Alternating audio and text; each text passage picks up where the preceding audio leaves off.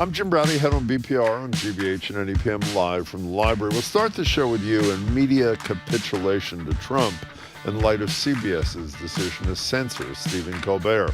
You're worried there won't be any free independent media left standing at the end of Trump's 4 years? Call or text. And we remember documentarian Frederick Wiseman and actor Robert Duvall with the Culture Show's Jared Bowen, plus an AI and tech check-in with Boston Globe tech writer Hiawatha Bray. I'm Marjorie Egan. Then NBC Sports Boston's Tony Casey gives us a dispatch from the Winter Olympics where, per usual, they have already run out of condoms in the Olympic Village and a curling cheating scandal that's rocking the games. Plus, speaking of cheating, we'll end the show with you. When is it okay to cheat at board games or card games? Do you let your kids win or do you crush them to teach them a life lesson? Weigh in next on BPR Live from the Boston Public Library. Accusations that Meta's platform Instagram has been engineered to hook young people. NPR's Bobby Allen has more. Zuckerberg will take the witness stand and defend Meta's social media apps before a Los Angeles jury. A core question of the trial is whether tech companies should be found legally liable for designing social media apps in ways that have harmed or worsened users' mental health. Silicon Valley has long avoided legal repercussions thanks to a federal shield known as Section 230. It makes it hard to sue tech companies for content users post. But this trial is framing social media platforms as a defective product designed knowing the harms they could cause. Zuckerberg is expected to emphasize Meta's safeguards for teens. The outcome of this trial could shape 1,600 other social media addiction cases still pending. Bobby Allen, NPR News. A federal law allows local police to be deputized for immigration enforcement duties. They're partnered with ICE officials. The use of these agreements has soared in President Trump's second term. NPR's Jacqueline Diaz has more. Under the 287G program, state or local police can get the power to question, investigate, or arrest people for civil immigration violations. Data reviewed by NPR shows that as of February 13th, Immigration and Customs Enforcement had reported more than 1,400 such agreements with police. In 2019, there were just 45 such deals. The Trump administration sees it as a major tool in its immigration agenda. Critics of the program are warning that 287G powers heighten the risk of racial profiling and civil rights violations by local police who get little training in complex immigration law.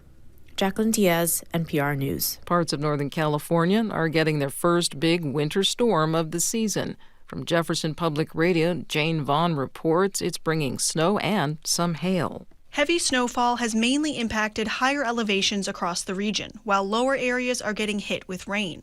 James White is a meteorologist at the National Weather Service in Eureka. He says this storm signals the return of winter. We're far below average for snowfall across most of Northern California, so this would be kind of more of a moderate, typical winter storm. It's particularly notable just because we've had so few this year. The region is facing a variety of weather warnings and advisories. For NPR News, I'm Jane Vaughn. There's no word on 9 missing backcountry skiers in Northern California. Rescuers say they went missing after an avalanche near Lake Tahoe. 6 other skiers were rescued. 2 of them were hospitalized. Officials from the Nevada County, California Sheriff's Office say the search for the missing skiers continues. You're listening to NPR News. Okay, 1-888-897-9424, gbhnews.org. That is the number if you would like to contribute to the operations here at GBH. We, as usual, this is our pledge week, so we have usually a great gift for you, and here it is, the legendary Eton Crank Radio. Oh, you're cranking cranking it right here. Yeah, we give this away a lot. We don't give it away. You have to pay $10 a month for this, or $120 all at once. Other than that, we give it away. Other than that, we give it away. That's right. But here's the thing. It's an enticement, as I like to say. This is a really cool product. You know, we just had a bad storm. You just heard about bad storm. You're not in California, but they're going to have a bad storm there. If you were stuck without power, the Eton Crank Radio is a great thing because it doesn't need power. You crank it and it operates. AM, FM radio, National Weather Service channel. It will charge your phone, which is really a big deal. The deadline to get the Eton Crank Radio is 7 o'clock this evening, and it will not be available for the end of the drive. That means you won't have it this winter. 888-897-9424, gbhnews.org. I want to repeat the most important point you made, What's which that? we're going to reiterate throughout the pledge. It is totally free except for the $120 That's you have right. to pay, That's or right. $10 a month. And by the way, we'll do the mandatory. As we know, the Corporation for Public Broadcasting, actually it's relevant to our topic at the top of the show, defunded by the Trump administration, so money is needed now more than ever. And can I say this, and I'm going to try not to say it every single day, Yep. do not wait to make a pledge if you intend to, waiting for the mug. It ain't coming. Oh, no mug well, this maybe season. No, someday. well, not this pledge No, season. we're No hoping. mug. Eton Emergency Crank Radio, 888-897-9424, gbhnews.org. Whatever you can give, we much appreciate.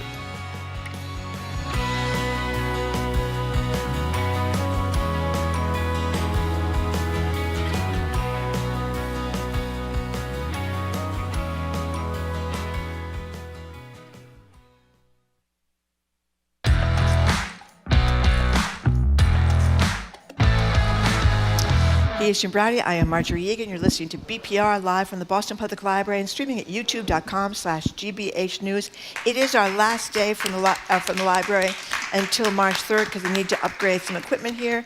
So we're going to be back, not Friday, but March 3rd. We'll still be on the air, though, over from our Brighton studios, and of course, we'll be broadcasting every day on YouTube, as we always do. Hello, Jim. Hey, before we get started with our topic for the top of the show, I just want to do a shout out on somebody's birthday who we both consider a friend and greatly admire as a legendary broadcaster, Ron Della Chiesa. You know him now as the voice of the BSO, working with our buddy Brian McGreeth. Brian said no one's more positive or enthusiastic about his work. It comes through in every word out of Ron's mouth. Oh, he is an absolute great guy. best. And also, people may know he's been years hosting and playing the great Frank Sinatra music, great buddies with Tony Bennett, the legendary Tony Bennett. No one like him. He's one of a kind and a great guy. So happy birthday, Ron. Happy birthday, Ron. So we're going to start the show today with thoughts on the future of media under the thumb of another Trump administration, assuming there is a future other than state-approved media.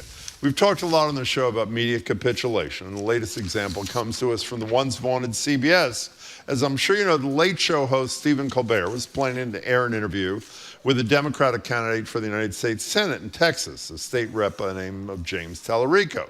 But on Monday night, Colbert told his audience that CBS had pulled the interview. He was supposed to be here, but we were told in no uncertain terms by our network's lawyers, who called us directly, that we could not have him on the broadcast. Then I was told in some uncertain terms that not only could I not have him on, I could not mention me not having him on. And because my network clearly doesn't want us to talk about this, let's talk about this. Okay, the reason, and by the way, CBS says they didn't say to pull it. I find that to be a little sketchy response. New guidance from the Trump administration's FCC guy about equal time for airtime for political candidates, even for the late night talk shows for the first time. So is this the latest evidence of media knuckling under the Trump administration? The answer to that one is yes.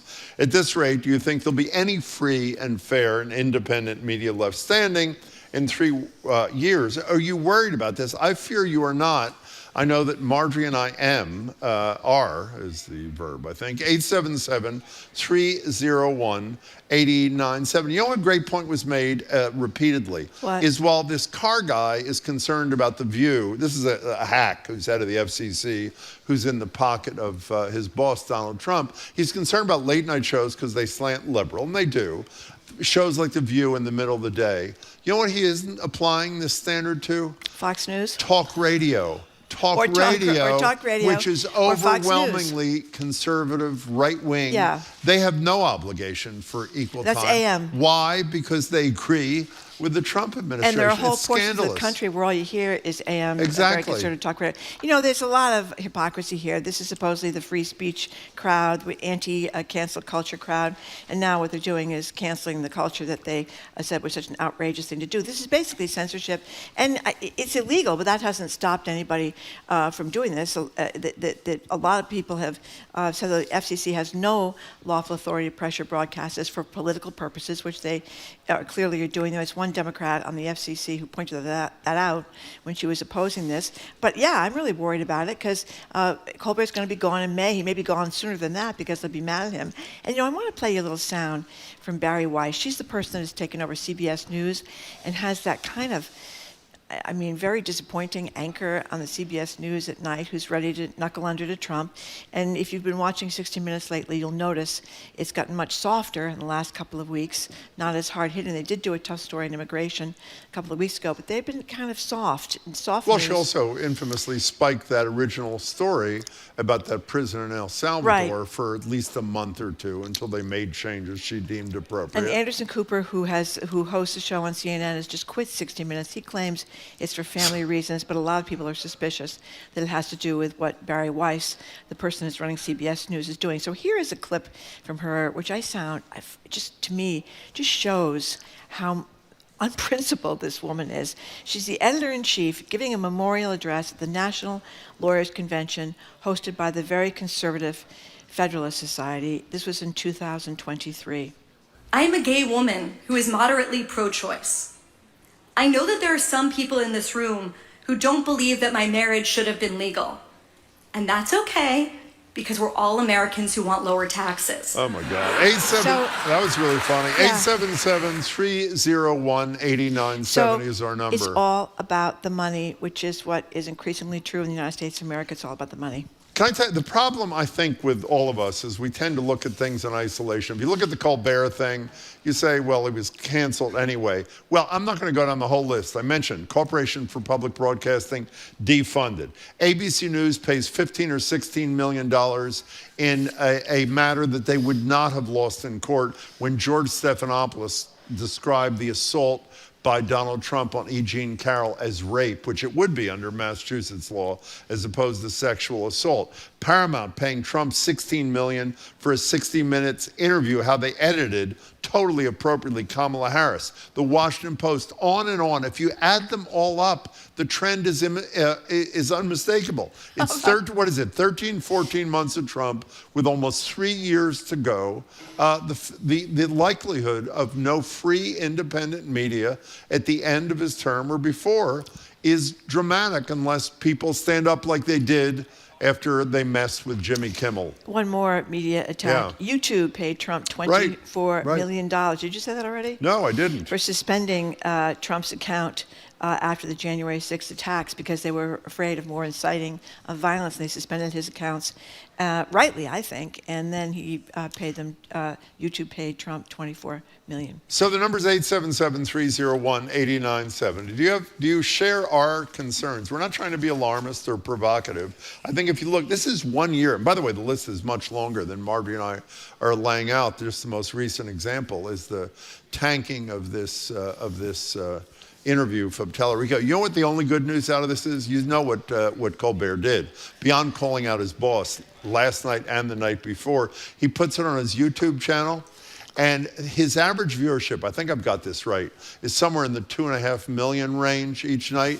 10 million people as of yesterday had watched the Tellerico interview, 4 times as many as would have seen it had it aired on his show originally. It's like the banned books thing. You want to make a book popular, you ban the book. The Catholics used to have the Legion of Decency or something like that, where they would say all these books that were too naughty to read. Everybody spent all their time going to the library trying to find the books that were too naughty to read. So it's usually a huge boon when you say something is going to be banned. But 877-301-8970 is the number. What do you think about this? Are you worried about this? I mean, it basically is, as we've said over and over again, the authoritarian playbook. You go after the media, which he's done and continues to do. You go after the universities, which he's done and continues to do. You go after the law firms. You go after your political opponents, Comey, Letitia James, Don Lemon from CNN. This is all kind of like the autocrat playbook. The autocrat playbook. And, I think it's a little nerve-wracking because we think of ourselves as a free speech, First Amendment. You are entitled in the United States of America to say what you want as long as you're not yelling fire in a crowded theater. 877-301-8970. You know what we also didn't mention? What's that? That Trump froze funding for the Voice of America. Right. And that's a broadcast service that goes, or used to go, around the world to talk about democracy and freedom and those kind of rights and what was going on in the United States, and Trump didn't like that, so he got rid of that. And of course, under Jeff Bezos, the Washington Post has fired 3/4 of its staff and is writing editorials that make the president happy. So it's kind of scary. Do you think the average person? I mean, I don't. By the way, I just called the phone lines are not working, Jamie. I just called the number and it didn't show up on the screen.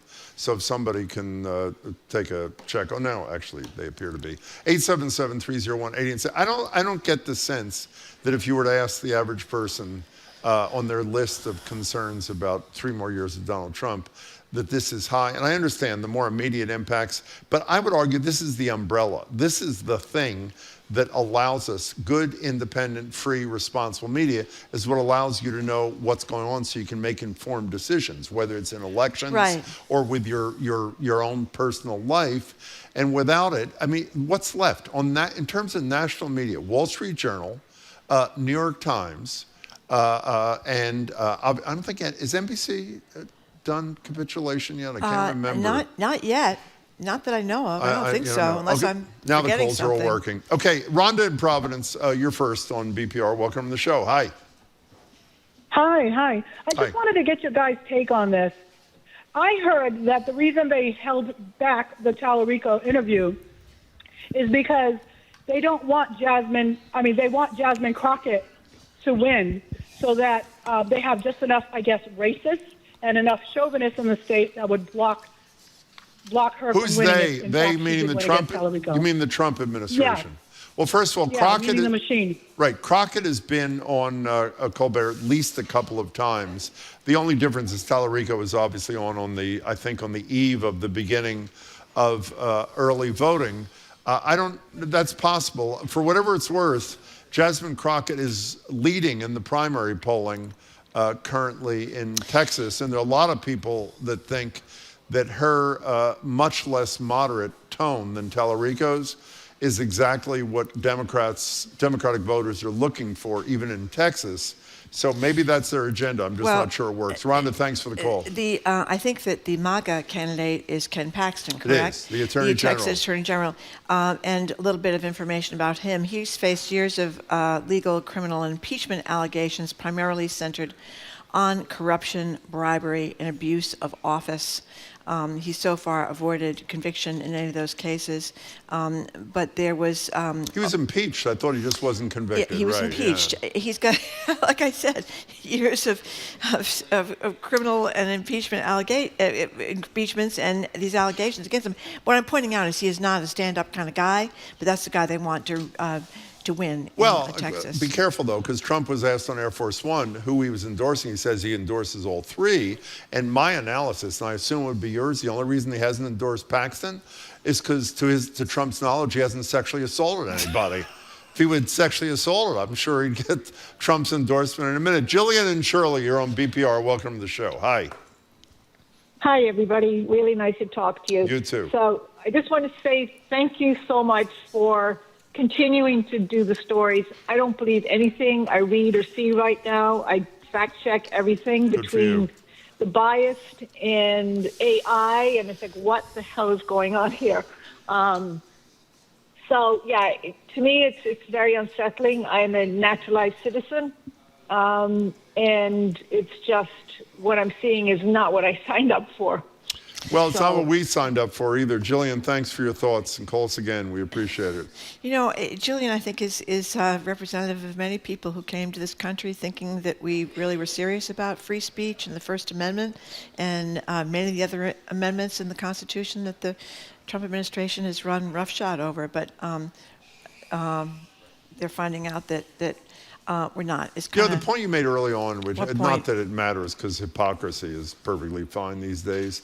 These were the anti-cancel culture people who are championing cancel culture in every direction that they're unhappy with. And Elon Musk was always talking about free speech, free speech, terrible censorship on Twitter, which is now, of course, called X. And, you know, that's where they're putting, X is where they're putting naked bodies attached to real people's heads, and I guess he thinks that's okay. But as the one member of this board, the FCC board that Brendan Carr is head of, who tried to shut down Jimmy Kimmel. She said it's no secret that Paramount, CBS parent company, has regulatory matters before the Trump government, and corporate interests cannot justify retreating from airing newsworthy content. The FCC cannot impose restrictions on protected speech to intimidate broadcasters into self-censorship. And she's right. It undermines both press freedom and public trust. But the problem now is that so many things that are illegal are happening anyway, and the courts have to catch up weeks and months down the road that they happen before the courts can stop it. I mean, that's where we're at. Let's go to Jean in Melrose. Hi, Jean. Hi. Just briefly, I would say that I agree with the fact that I think Trump is Hitler reincarnated. Well, we haven't gotten there yet. Well, I mean, but as Rick Steves said yesterday, if you look at the lead up, rather than obviously the millions of executions, there are great similarities. Adam Gopnik, we had on about a year ago, wrote that great piece in the New Yorker about how the buildup was very similar. And if you list the elements, as Rick did in his speech in Edmonds last week or whenever it was, 2 weeks ago, if you tick off the things that point to authoritarianism, dictatorship, he checks virtually every single box. So Gene, thanks for the call. Oh, anonymous texter points out, and thank you very much, that NBC capitulated the Trump administration by muting the boos Vice President Vance and his wife received in Milan at the Olympics opening ceremonies. Thank you for that, because we forgot that. It wasn't just the opening ceremonies. It was the opening ceremonies and the first event that they went to, similar sort of situation. That's a small thing in the grand scheme of things, but I think that's fair. 877-301-8970. Are you worried about what a free, independent media in this country is going to look like after almost three more years of Donald Trump? Harry and Quincy, hey. Hi, good morning. The gap between a millennial and a boomer, sort of. Yeah. But I'm also an out gay male. So I watched during the AIDS crisis when they tried to silence the fact that millions of people were dying. And the ACT UP people went out and did some provocative things to get the government to pay attention. The government did everything they could to stifle that, being, the first steps of what was an authoritarian sort of position and how to contain what is the truth in America. And I think we are suffering greatly from a place where when people don't tell the truth, there's no accountability. No one is prosecuted for telling the lies to the American people. And those lies affect lots of people in horrible ways. And we need to really get up there and start acting up, is my opinion. Well, it's not just that's a perfect call, Harry, except to add to it, there's virtually no accountability for any bad behavior. Look at the Epstein files and what has happened to the hundreds, if not thousands, of men who were rapists, perpetrators. They're being protected in an effort, it appears, to protect the President of the United States. Harry, that was excellent. Thank you for the call. There's repercussions for people who aren't in the so-called Epstein class. If you're a regular Jane and Joe and you do something wrong, there are probably repercussions for you. Well, there's some big shots for whom there have been repercussions too, if they don't matter to Trump, whether it's Prince Andrew, a couple of European leaders, the guy in California who's head of the Olympics, who the mayor of Los Angeles wants to drop that position, sold his advertising firm after last week. The lawyer from Goldman Sachs. But she doesn't have to leave till June. Yes. So she's safe for a while. But we pointed out before, everybody's pointed it out, that the Europeans and the British seem to be much more eager to exact penalties from people than we are here in the United States of America. Howard Lutnick, who said he was so disgusted by Epstein back in 2005, he and his wife, they said, we could never have anything to do with this guy again. And then we find out that he indeed took his wife and his whole family down to Epstein's island and lied about that. He's on the plane with Trump coming back from Palm Beach over the weekend. So obviously they're still tight, and it doesn't. I think you got to face at this point, this is it's sort of corruption A to Z. About lying, about money, about extracting penalties from going after your enemy. It's an authoritarian And the way even regime. if there's not accountability, the way you find out about it to express outrage, like the caller did a minute ago, is with a responsible, independent media, which is disappearing. I've been recording Jimmy Kimmel every night since he got, when Trump tried to take him off TV. I mean, he has been a Trump bash-a-thon nonstop. And you know what else? There's going to be a lot more pressure on him when Colbert's gone in May, by the way. It's not two guys late at night doing it. It'll be one. But meanwhile, you have South Park, the animated. I know. I don't get that. And they're owned by Paramount, and they have done really rather vile stuff about the president and seem to get away with that. I don't get exactly what's going on there. Anyway, you're listening to Boston Public Radio on NEPM and GBH, live from the Boston Public Library. Astrid in the car. Hi. Hi, Astrid. How are you? So I think the bigger problem is that we have corporate media conglomeration of this legacy media. Yeah. And, we have Jeff Bezos, who's supposed to be the savior for the Washington Post, but he's more concerned about his government contracts with, Blue Origin. And Well, it's the same with all the tech bros, Astrid. That's the motivating. The law firms don't want to lose clients. The tech bros don't want to lose government contracts. Bezos don't. That's it. It's all about the bottom line. And as Marjorie says all the time, if anybody should be able to stand up to Trumpism, it's these very same people.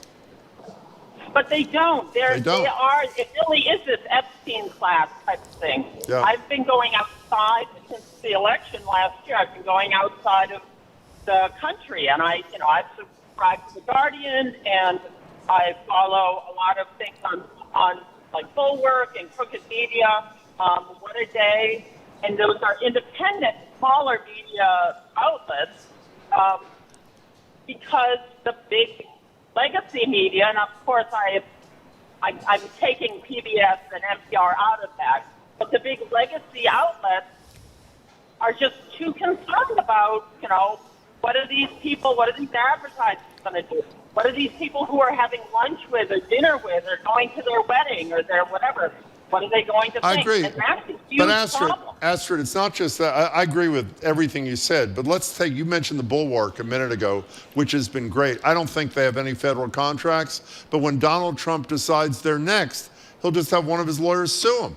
And most operations that are of that size, as good as their work is, can't afford to hire the lawyering that's necessary to stand up to somebody like Trump's people. What's that? Then you get Mark Elias from Democracy. No, I hear you. Astrid, the connection's pretty crappy. We got to let you go. Thank you. Made some good points. Did you mention what the Bulwark is? Yeah, well, I did. Yeah, Go ahead. it's a conservative Republican publication. I think we well, led by conservative Republicans. Well, yeah. I think that they're not MAGA Republicans. No, they're no, normal they're not at all. Republicans. I mean, like a Charlie Baker Republican or a Bill Weld Republican. They're normal Republicans. Well, Bill Kristol. We had him Bill on Kristol, exactly. 6 months ago. They're or a thing. George H.W. Bush Republican. They're not. Bill Kristol was chief of staff for Vice President Cheney, was he not? I mean, that Yes, sort of well, establishes his... yeah. I mean, and obviously there were some problems with Vice President Cheney in the Iraq War. No, I'm just trying to establish his conservative credentials. They weren't all, getting arrested for a sexual assault, or they're not getting arrested for sexual assault. That is correct. That's the problem. They should be arrested, but they're not getting arrested. Okay, coming up after this Wait, quick... could you go over that again? They should be arrested? I think some of these... Yes, I believe you should be arrested if you have sexually assaulted we agree. somebody. I'm sorry, I misunderstood that. But that isn't happening. No. Anyway, coming up after this quick break, we're going to talk with the Culture Show's Jared Bowen. We're going to talk to him about the death of two legends, Fred Wiseman, who did Titicut Follies here, and a great thing about City Hall, Robert Duvall, you know him from The Godfather and Tender Mercies, and a whole lot of great movie work, and also on Wuthering Heights. The movie is Wuthering Heights, whatever it is. It's taking the world by storm. That's next.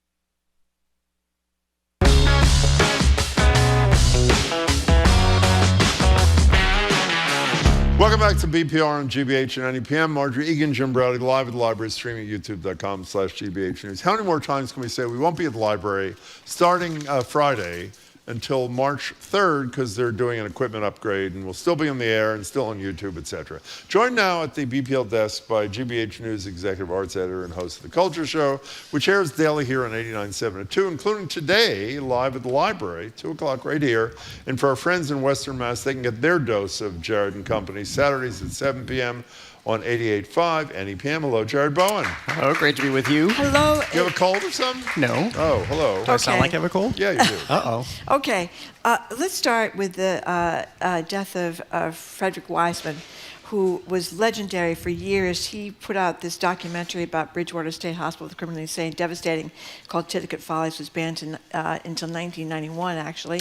Tell us about him. Yeah, as Joyce Linehan pointed out on the show yesterday, talking about him, well, I'll talk about her in a moment, and she made the partnership with Boston happen for City Hall. But there are so many current documentary filmmakers who are inspired by him, because what he did in Titicut Follies is, here's somebody who grew up loving film but had a lawyer's background, very well educated, grew up here in Boston Latin, then Yale. I mean, extraordinarily well educated, but he recognized the power of film, but the power of film in its simplicity. So he went into Bridgewater State Hospital, as he said, for the criminally insane in 1967, and came away with a film that revealed abuses. They showed force feeding, strip searches, bullying, the stuff that is de rigueur, I would argue, in documentaries today when somebody is trying to expose the horrors of our public system. But of course, this was one of the first to do this, if not the first, especially here in Massachusetts, and it exploded the system to such an extent that his documentary was banned in Massachusetts. But then he carried that forward, and he would train his camera on individual institutions, whether it be a restaurant or the Crazy Horse nightclub in Paris, or I think one of his most glorious films is City Hall, shot right here in Boston, where... A mere 4 hours long. 4.5 hours I watched the whole damn thing, by the way. Did you watch it in one sitting? No. No. Because I was trying to remember that about myself. I feel like I thought I was going to serialize it for myself and ended up watching so much of it, maybe not the entire thing, but there is just beauty in what he shows. I know because of his film, I will never think about 311, that system, the same again, because he takes us into that call center and who the people are and what the nature of the calls they're receiving are. I will never think about garbage collection the same way again, because there is that wonderful scene of their dump truck going up a street. I believe it's in Charlestown, and they're just throwing the bags in, and then they throw a mattress in, and the thing comes down, and they throw a grill in, and the thing comes down and just chews it up. And as Joyce Linehan said, it's this poetry of how the city works. Yeah. He made these things fascinating. And we should say Joyce was the key person for Marty Walsh, who agreed to have the City Hall thing done. No narration. If you haven't seen his films, no narration. You just let insight into the most significant thing. One of my favorite lines, because well, let's play a little bit of what he said to us. He was with us in 2020 discussing the documentary about Walsh's administration. It was called City Hall. Here's Weissman. I didn't really know. I mean, although I live in Cambridge for the last 20 years or so, I've spent a good half, 3/4 of the year in Paris, and so I really didn't know much, if anything, about the activities at Boston City Hall, nor did I know anything about the politics. So I was pleased when I was given permission, and what I learned is what you see in the film. One of the things that doesn't come through there, even though we were thrilled to have him, was a sense of humor. There's a great line in the Globe obituary when a viewer queried him once as to what his movie Welfare in 1975 was about. Wiseman replied, about 3 hours. And that... By the way, when we had him on, he was 91. It was 96 at his death. I mean, that man lived a very long and productive life. Well, I love that you brought that line up, because his whole theory was that let me make this film for you. Let me document all of this, again, without any narration, without music, without any talking heads. Let me put it before you, and then it's really up to you as the audience member to engage in it, to decide what you want to take about it. He didn't want to explain his films. I loved what he did, that he would show up with basically a sound recordist, the camera person, and him, and then just 3 people creating these epic documentaries, and then he said that the film would surface in the editing room when he looked at everything in totality. So, and obviously another death this week of somebody of great legend in the film industry too, Robert Duvall. Here he is playing Tom Hagen in The Godfather, the head lawyer. Head lawyer is an understatement. Consigliere. Really, I mean, I can't believe I even said that for the Corleone family. Here it is. Corleone, Johnny's godfather. To the Italian people, that's a very religious, sacred, close relationship. I respect that. Just tell him he should ask me anything else. But this is one favor I can't give him. Well, he never asks a second favor when he's been refused the first. What a great line. And That is then such a great line. Moments later, the headless horse shows up, or Not the head of the headless horse. the head of the horse horse, shows right. up in the guy's bed. That was the movie that made him Robert Duvall, right? Well, I think he was working toward that, and I think that probably put him over the edge. But remember, he was Boot Radley in To Boo Kill a Radley, Mockingbird. yes. So this early start, and of course, Apocalypse Now, and Tender so- Mercies is one of the greatest films ever. for which he won the Oscar. Yeah. And that, if you look at To Kill a Mockingbird and the films with Francis Ford Coppola and then Tender Mercies, this is somebody who, not unlike Frederick Wiseman, I would argue, somebody who just set himself down in roles, and everybody talked about his studiousness, and he would learn these characters, and he was so curious about his characters. So that's why he played everything from the person we see, the fragile person in To Kill a Mockingbird, to this horrible person in all of the Francis Ford Coppola movies. And the great Santini, where he played that nasty Marine. Exactly, which Yeah. he could draw on his own family. Perhaps he was a Navy brat who spent a lot of time moving around the country, and he did say that he used that character for his character in Apocalypse Now. But he's also somebody who came up with Dustin Hoffman and Gene Hackman, learning the method approach to acting. He was Dustin Hoffman's roommate. They were Exactly. roommates at one The point. three of them were Yeah. together. Oh, three? I didn't know. All three were together. But employing method acting so that he would live the part. And so many of the directors said that he would disappear into his roles to an extent it was almost creepy what they saw happen before them because he was so skilled. You know what movie they didn't mention? It's one of my favorite movies of all time. Robert Duvall and Robert De Niro in True Confessions, the John Gregory Dunn, a novel about this corruption in the Catholic Church in Los Angeles, or the murder there, and that was a great movie. I remember one of the first things I saw him in as a kid was Stalin, when he played that for that epic HBO series. And again, it was this drive to do so many different things. So that was a huge loss, especially for somebody who was working into his 90s. By the way, To Kill a Mockingbird, obviously it's one of my most important movies in my life ever. Just absolutely brilliant. Okay, I remember he rescued the little girl and little boy when they were walking home from the Halloween party. Boo Radley rescued them. So here's a very sad story that I want to share with our listeners. Marjorie was talking nonstop about what she calls Wuthering Heights last week. That's right. And I figured at some point she was going to call and say, do you want to go with me to Wuthering Heights? In fact, she didn't do that. She texted me to say, hey, Jared and I saw Wuthering Heights last night. We had a wonderful time. Okay, and here's a little sound from the movie that I was not invited to. With, how do you say Jacob Elordi's last name? Elordi? Yep. And Margot Robbie. Here it is. I have not broken your heart. You have broken it. Oh, please. And in breaking it, you've broken mine. So kiss me again. And let us both be damned. Is that like a joke, or what is that? How was Wuthering Heights? Well, the popcorn was great, right? Popcorn. You ate during a movie? I asked Jared if it was okay if I ate popcorn. First of all, it's not as bad as you say. But It also, is. as I pointed out, if other people are eating around me, I don't hear other people eating. Okay. I tried not to chew very Oh, loudly. that makes me feel so awful. No, That's I am terrible. only kidding. But I tell you, He's got a disease for the new listeners to the show. Misophonia. Misanthropia. Misophonia. Whatever, misophonia. You know, where you're can't hoping for this have people great, chew sexy anything. thing. There wasn't a lot of chemistry between them. We had to wait too long for the sex. However, it's taken over the world. How was the sex? It's like the How was number the one. sex? Not as good as No you wanted heated it rivalry. to be. It was No. definitely. Have you watched Heated Rivalry I now? watched the whole thing Saturday night. Yeah, I did. that's right. If you watch Changed my mind. Okay. Yeah, totally. Yeah. It's number one in the global box office, Wuthering Heights. All right, so here's what I thought. I thought, okay, Withering people Heights. don't appreciate a new adaptation of Withering. this. Withering. It was. Okay, go ahead. Keep going. Yeah, You're sorry. doing well. They don't appreciate a new adaptation, which is the director saying that this is basically her sense of what this Emerald Fennell is saying. That she, by the way, she did Saltburn, so we knew there was going to be a lot of sex. Before that, she won the Oscar for Promising Young Woman, but this was her impression of Wuthering Heights as a 14-year-old, and she was carrying that forward. I thought, okay, I'm kind of on board with this. I love fresh takes, especially seeing Saltburn. She can make something really outrageous but really compelling at the same time. I will also admit, sometimes I hit a cultural pothole. I've not read Wuthering Heights. I've never seen One of the most an depressing adaptation. books of all time. So, So I thought, okay, I'm going in clear because people are upset that it's not the book. But no, this is just a bad movie.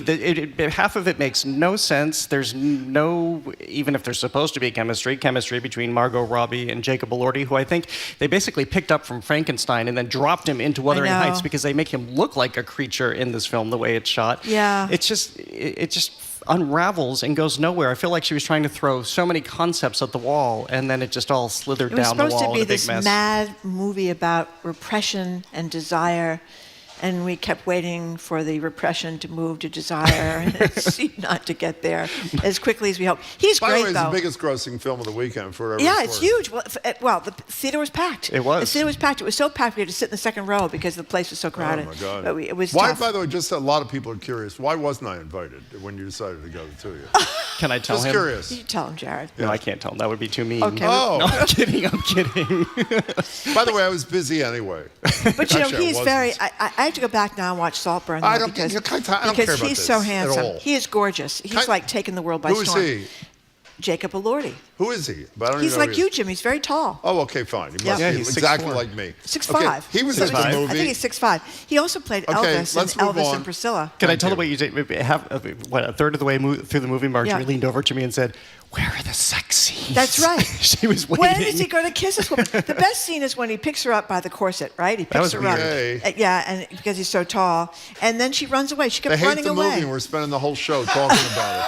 Well, there was a What bit is like the an point? erector set. He just picked her up and. But thank God they took out of the book one of the most horrible scenes Okay, is when he murders his wife's dog. Oh. They left that out, thank God. Oh, because of Christy Nome. They figure, why do they need to do it twice? That's right. They've done it What do once. they call it? The Okay. ASMR. I know that Jim wants to move off, so it's going to make me want to talk more about Yeah, it. go ASMR, people who love the sounds of chewing and Yes. wrestling Yeah. clothes and all that stuff. It's filled with that. It is if that was supposed That's a good to point. That's a good point. entice people. Yeah, or you had titillate some very people, weird too. sounds coming into that movie. Okay, we're talking to Jared Bowen. You're listening to Boston Public Radio on NEPM and GBH, live from the library. Don't ask me why I'm doing that. Now, Jared, Marjorie and I watched this morning 15-second clip that was really impressive of two huge stars, Tom Cruise and Brad Pitt, in this violent action sequence. Now, you get to review this too. What did you think of that 15 seconds? And now it is here. So what Jim is talking about is an AI-generated 15-second clip that looks like it could have been lifted out of a summer blockbuster of Brad Pitt and Tom Cruise fighting. It's got the music. It's got the sweeping cinematography. It looks like Tom Cruise and Brad Pitt. And basically what's happened is a creator using a 2-sentence input into AI saying essentially create a fight scene between Tom Cruise and Brad Pitt, fed it into Seed Dance 2.0, which is by ByteDance, which is the creator of the Chinese creator of TikTok, of course, no longer the owner of that in this country. But it has moved at such a clip that 2 months ago, this wasn't really possible, at least in the quality that we see in this 15-second clip. Now it's possible. So all of a sudden, I don't understand this because we've been talking about this for a while, but Hollywood is saying, whoa, whoa, whoa, wait a minute, this has all got to stop. This is moving, this is a train just rushing forward. Okay, maybe it was at 60 miles an hour before, now it's at about 340 miles an hour. It is here. And so it is so hard, there's no way that they can put the genie back in the bottle. So now they're going to have to figure out how they establish some sense of guardrails to protect copyright. So you have Brad Pitt and Tom Cruise and losing the likeness to their images. You have Disney issuing a cease and desist order because they say that basically all of their properties are being treated as clip art at this point because they can just be plucked out, put into AI. By the way, ByteDance says it's going to retrain its AI. That's never going to happen. I mean, this is just changing everything, and nobody did anything about it. By the way, we both looked at this knowing that it was AI. So you look at it saying, am I going to be able to figure out with no watermark that it is AI? The answer is you can't. If you just watch it 15 seconds, it looks exactly like the two of them in some sort of brawl kind of thing. What was the point I wanted to make? Oh, I haven't seen polling on this, but an audience, if they get an AI version of Brad Pitt and Tom Cruise, and the ticket's $10 instead of $18, They're it's going to go, happen. right? It's going to happen. Because I was struck by somebody who was interviewed in New York Times, one of these places, and she said, well, where we're going to be saved, this is essentially somebody working in the industry on the creative side, where we're going to be saved is that this is just never going to be as good as human beings. That, to me, is a pretty dumb argument, because they are learning these behaviors, they're learning emotions, they're learning how to render images so quickly that they will be able to create something. They'll be able to create a better Wuthering Heights than what we just see at the movie theater. That is happening. You also glossed over something I think you mentioned, but it's really important. This was not some complex thing that only the most skillful programmer could do. It was a 2-sentence prompt. Yeah. 2-sentence prompt. If you haven't seen it yet, you should go online. Just type in Cruise and Pitt and AI, and you'll be shocked. I thought they were hitting each other too fast. Well, just so I can say, so people understand this, because That's ridiculous. They could slow it down if it was. They do it because action sequences. It's like they were hysterical. But that's what action movies often are, Marjorie. Okay. Go ahead. They can take. You guys are streaming on YouTube every day. They can ingest all of your streams, and they can create a 3-hour show of just have Jim and Marjorie talking about the gubernatorial race. That's right. They'll be able to create that. Let me tell you, as far as we're concerned, the sooner the better. That's all. Not me. I don't want my days to be numbered by AI. Did anyone tell him we're not a 3-hour show anymore, or what? We're a 2-hour show now. 2-hour show. I told that to Jared. Jared knows that. Jared, you know we're only 2 hours? We discussed it extensively. We did? In our Barcalounger seats over there. Our heated Barcalounger seats. Our heated Barcalounger I fell asleep in those seats watching The Irishman about 5 years ago, out cold. You know who woke me? Ron Della Chiesa was there with his wife Joyce. I can't believe the coincidence. That's who woke me up. Okay, we've been speaking with Jared Bowen, Executive Vice Editor of GBH, host of the Culture Show, which will be live from the Boston Public Library today at 2. Up next, Boston Globe tech writer Hiawatha Bray on. Going to talk about AI and some other things. He's Jim Browdy. I'm Marjorie Egan. This is GBH, BPR, NEPM.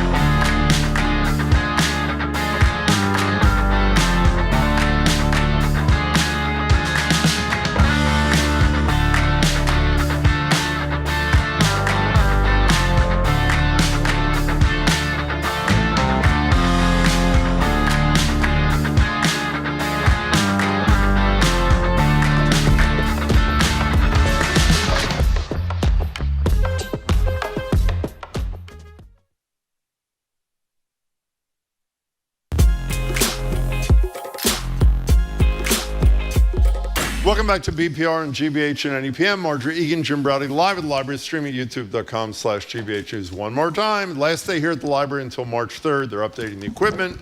We will obviously be doing the show on the air and on YouTube.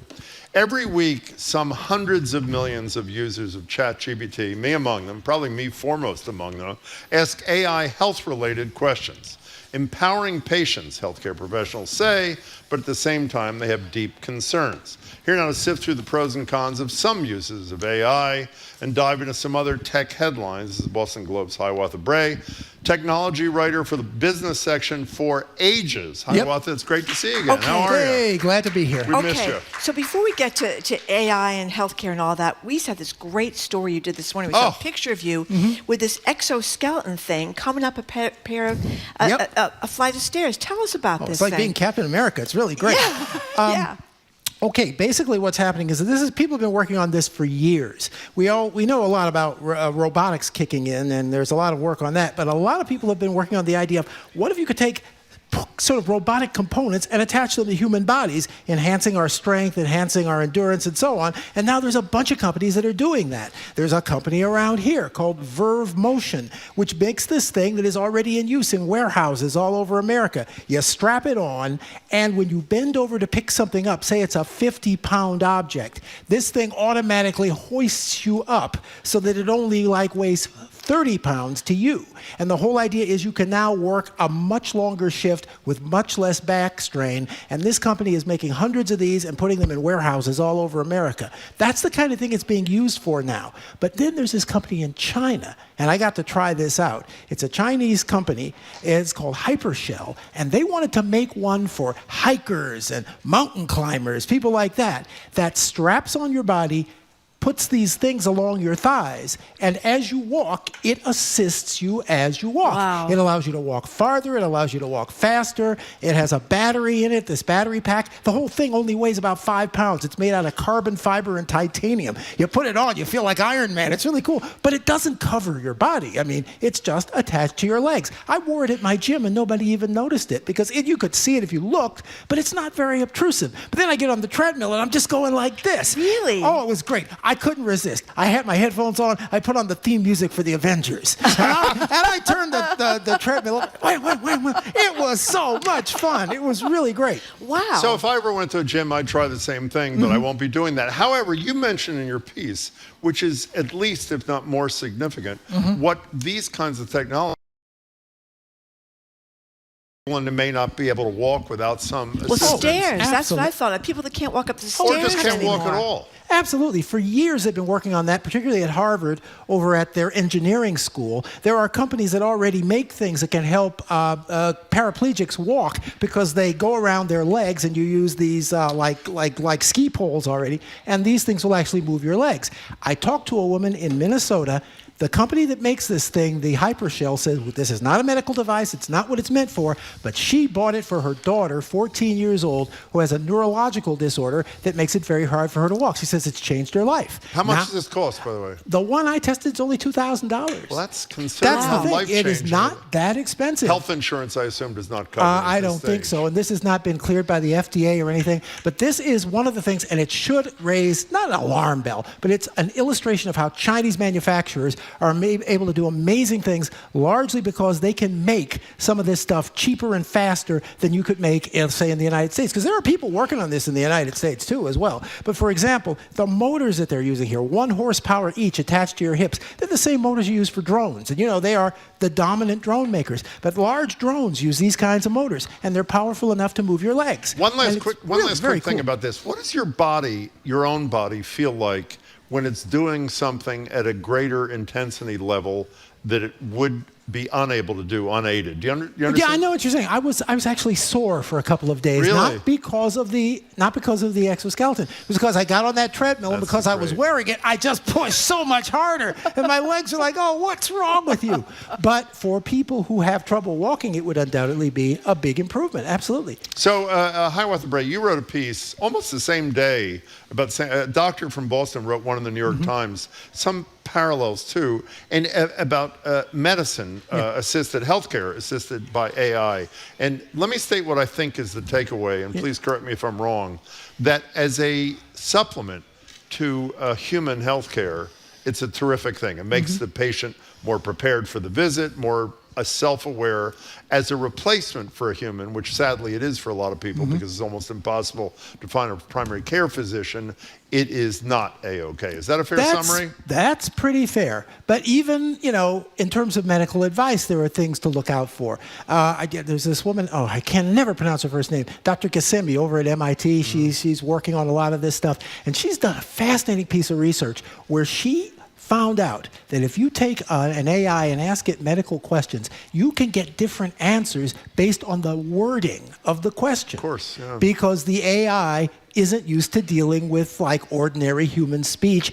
When it's been trained, to the extent it's been trained on medical information, it's been trained on stuff out of medical journals and textbooks. It's going to use very precise language. And so they're still trying to figure out how to make sure that if you just happen to be some guy from, rural Minnesota or rural Massachusetts, and you use casual speech, will it give you the correct answer? So that's still going to be a real problem. And the other thing, as you said, is you don't want to use these things to figure out, here's the kind of treatment I should get, here's the kind of food I should eat or drugs I should ingest. You need to talk to someone who's a trained physician. But you gave the example of the guy with the prostate problem. That's right. Oh, that's a great example. So tell us. Story, yeah. Oh, yeah. Well, this is a man who had an enlarged prostate, and didn't really know what to do about it. And his doctors suggested some really scary alternatives he didn't want anything to do with. And he went along that way for years. And then finally he decided to ask AI. And the AI told him about this medical procedure even his own doctors didn't know about that used high pressure water to actually cut away the excessive prostate tissue. And once they found out about it, they said, this might work. He used AI again. He found a doctor in Worcester who would do it for him. And that's incredible. Oh, no, it's absolutely. Yeah. But notice it was a sort of a team effort. He got information from the AI. He goes right back to his doctor. They talk about it, and they work together. In a situation like that, AI can be absolutely fantastic. So we keep hearing these very scary stories about how everybody's going to be out of a job and we're not going to regulate any AI stuff and the technology is way ahead of the regulation. Oh, it's all true. It's all true. We're doomed. We're doomed. Okay, so we're doomed. We should just give up, or should we hope that we... You could be a regular on the show with that attitude. Yeah, Let me tell you. Should we press our politicians to do something? Well, what exactly are they going to do? I don't know. I always hope you were going to tell us. My own mind has shifted on that because I have generally been a very let-her-rip, very laissez-faire on this kind of thing, as I was with the original development of the internet, and I think I was right there. I think the fact that we allowed the internet to pretty much, let's let everybody just do what they want and see how it happens, has led to the amazing achievements that we've seen so far. But I think AI is different. And I think we're going to have to impose a little bit more control over things like, for example, deep fakes and the use of AI for fraud. There's all kinds of potential harms it can do. I think we're going to have some degree of regulation to deal with that. And there are some things I'm not even sure how regulations can deal with, like bias in AI. I mean, you know how the administration is constantly attacking DEI, and there are things about DEI that did not work very well. There were some people like white guilt and all that. That was nonsense. I thought that was a bad idea. There are more things about racism that don't work really well. So on balance, we go with the DEI. No. I'm saying that some of that stuff needed to be trimmed back.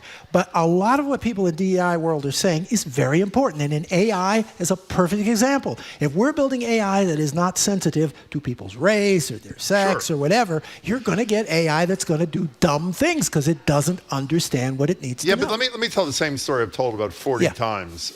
So this will be 41. One of the most amazing moments that tells you all you need to know about Congress, even before Trump, was when Zuckerberg appeared before a Senate committee. You'll remember this. And after his presentation, this is before he was the evildoer that is seen as now by most people. I think they should see him that way. He is asked by, I believe, Senator Orrin Hatch at the time, Mr. Zuckerberg, this is a free service. How do you make money?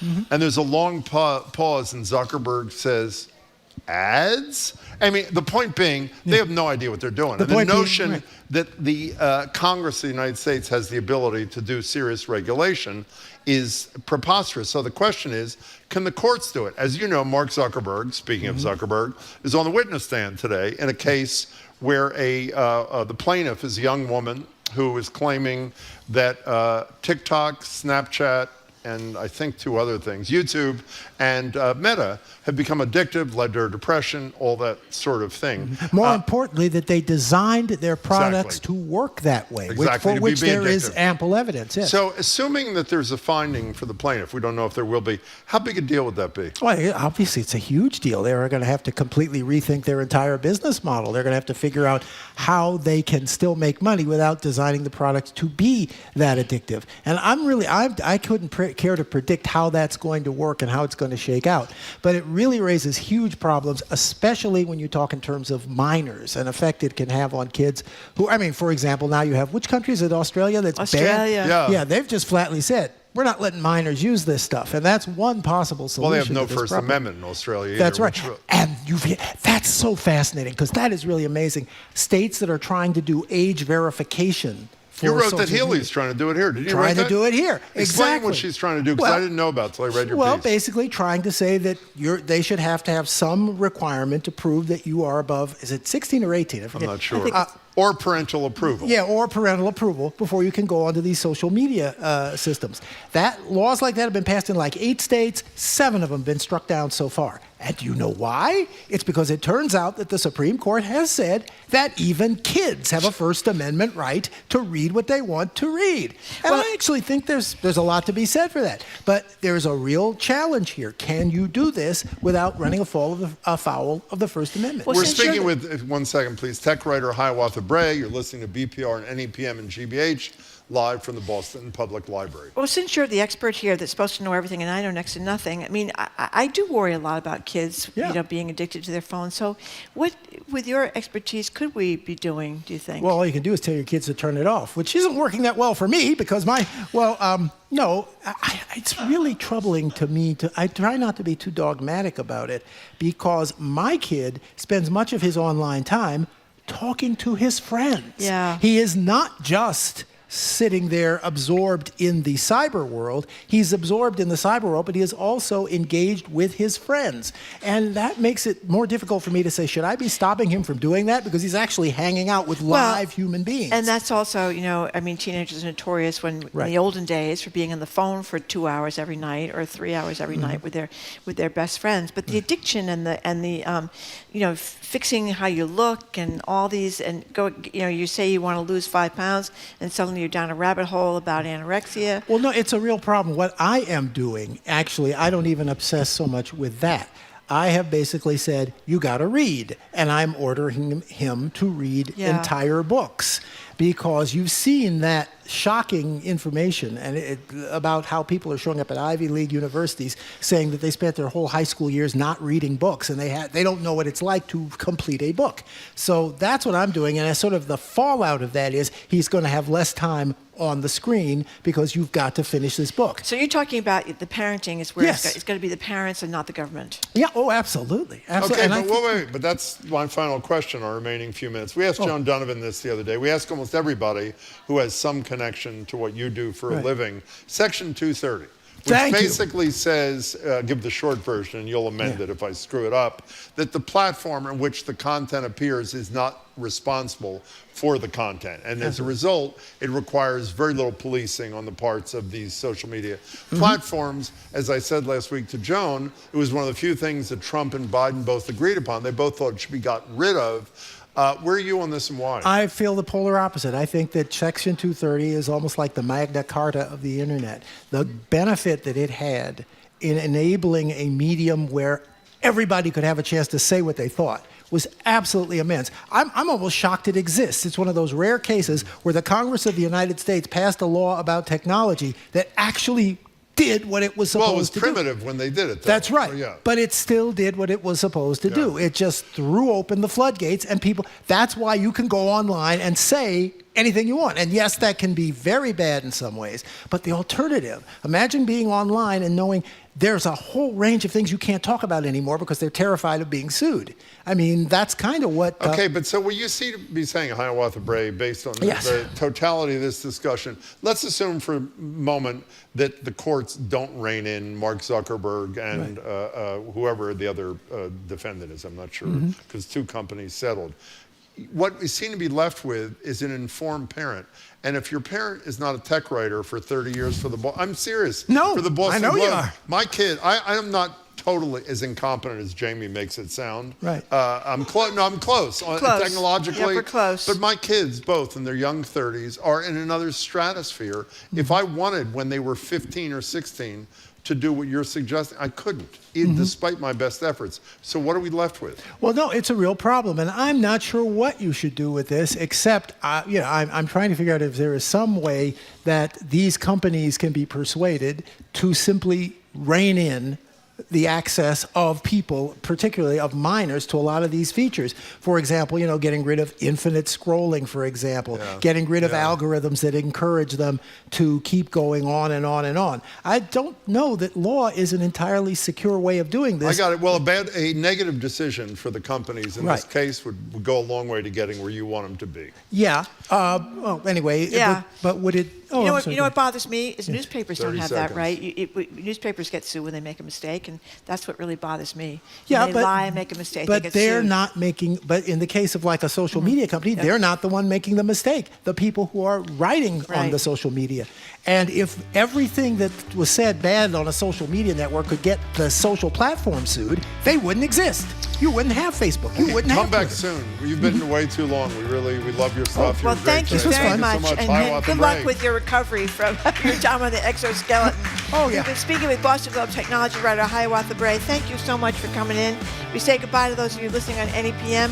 Thank you for tuning in. The fabulous 413 starts at 3 o'clock this afternoon. We're going to keep going here in Boston. Coming up after this quick break, NBC Sports Boston's Trenny Casey on the latest coming out of the Olympics. I'm Marjorie Egan. He's Jim Browdy. Listening to BPR, GBH, and NEPM live from the BPL, streaming at youtube.com/GBH News.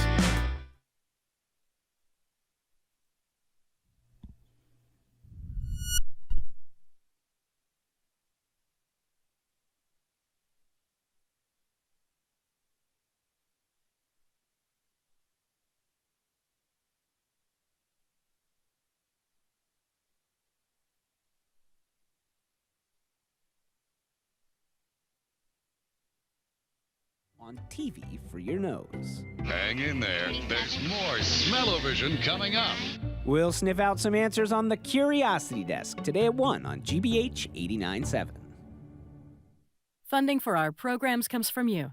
And Boston Philharmonic Youth Orchestra. Benjamin Zander conducts Ives Putnam's Camp from 3 Places in New England, Debussy's La Mer, and Mahler's First Symphony at Symphony Hall, Friday, February 27th at 8. Tickets and more at bostonphil.org. And Windhorse Counseling in Concord, where their counselors collaborate with clients of all ages and are committed to helping individuals find growth and balance. More about their team at windhorsecounseling.net.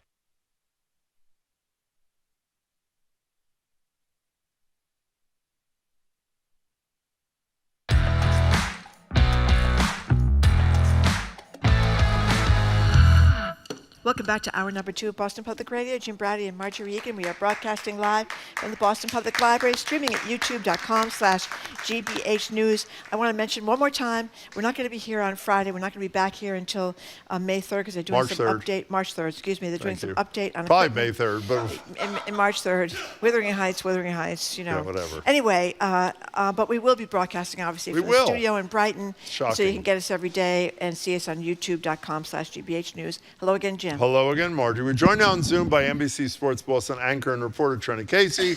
She's calling in from her 6th Olympic assignment with NBC. Hey there, Trenny. How are you? Okay, Ooh, then. we can't hear Trenny. I'll answer for her. I'm fine, She's Jim. doing Thanks great. for having me. What? How are you?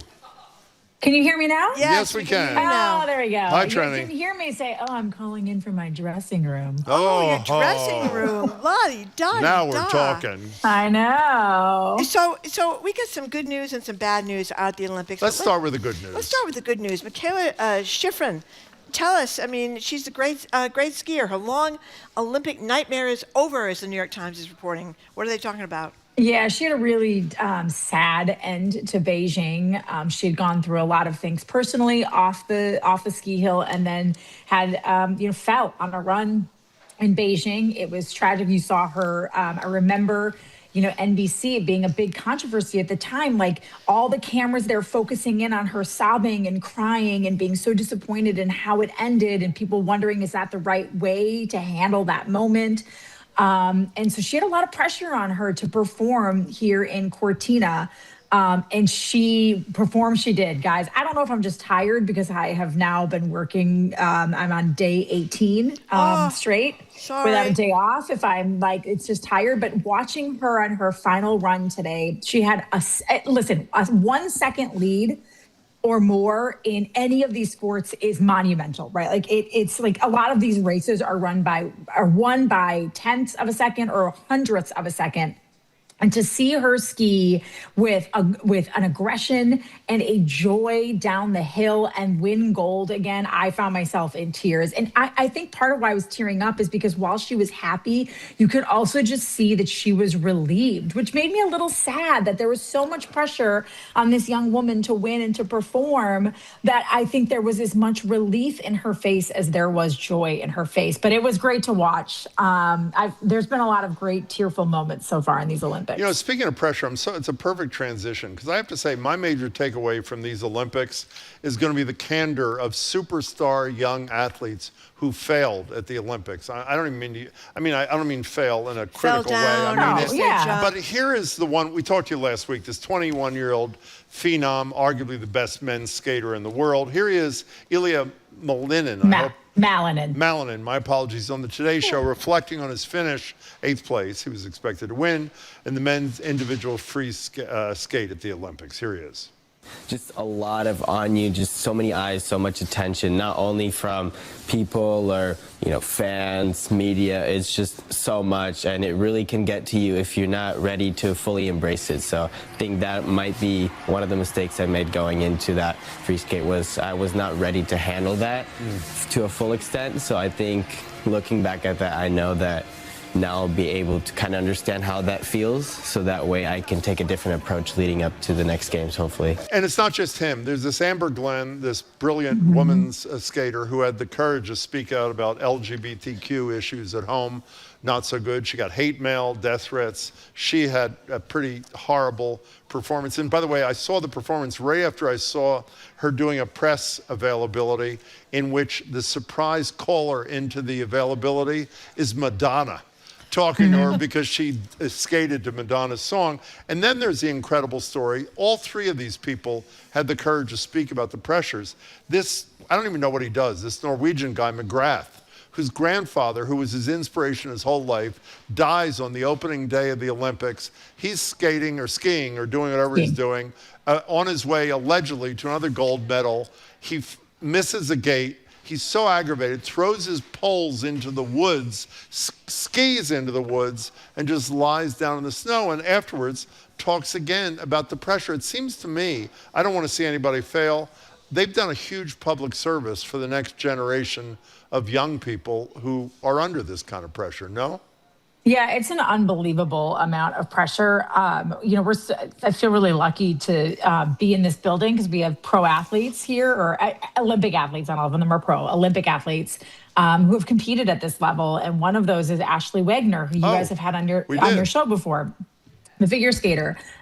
She's great, and she's really candid about what it's like to perform in these situations. And I asked her after Ilya Malinin's performance, I asked more so like, how did he fall so far, right? Like I wanted to know technically, how do you go from being in the #1 position in the short skate to 8th in the free skate when he only had, I think, one kind of big fall, and like the Japanese skater had more.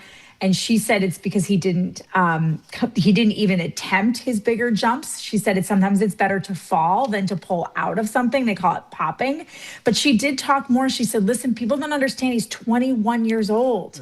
And she's like, the pressure, she's like, all anyone is talking about for the last 4 years is they've literally called him a god. They've called him the quad god. And she said he didn't do that big quad axle jump. I think that's what it is, the one that's the most difficult in the world that no one else can complete.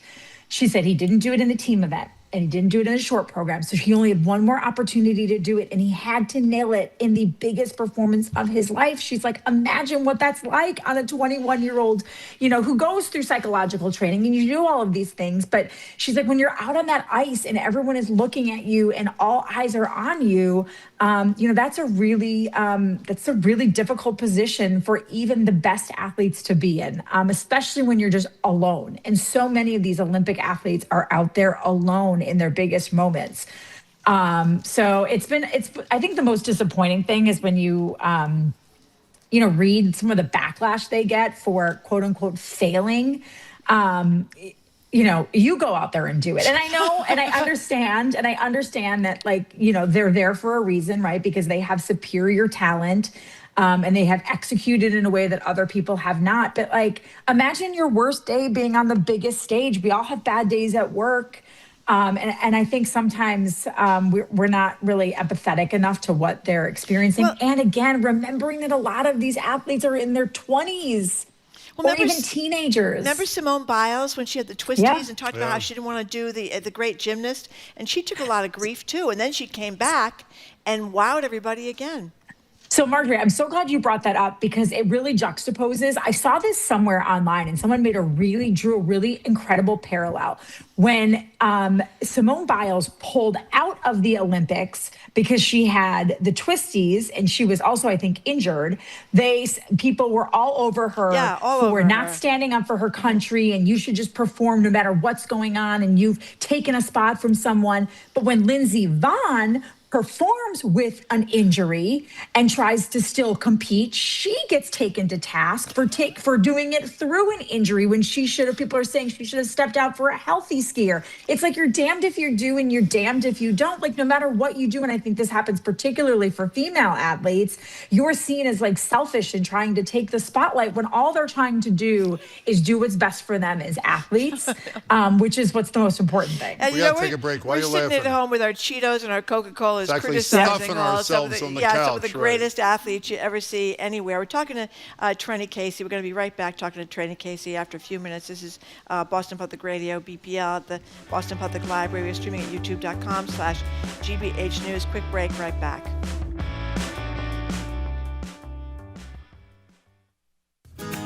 It's time to support Boston Public Radio on GBH. Listener contributions pay for the program and keep it on the air. You don't have to give much to make a difference. Please make a difference by giving now at gbhnews.org or by calling 888-897-9424. Okay, it's pledge time, and obviously, if the need couldn't be greater. You all know that last year, one of Trump's victories, in quotes, was the defunding of the Corporation for Public Broadcasting, which funds PBS and NPR and all those sort of things. So the need is greater than ever, and you have an opportunity to show how much you support the station by giving whatever you can afford. How little, if it's little, that's great. If it's a huge amount because you're rolling in dough, that's great too.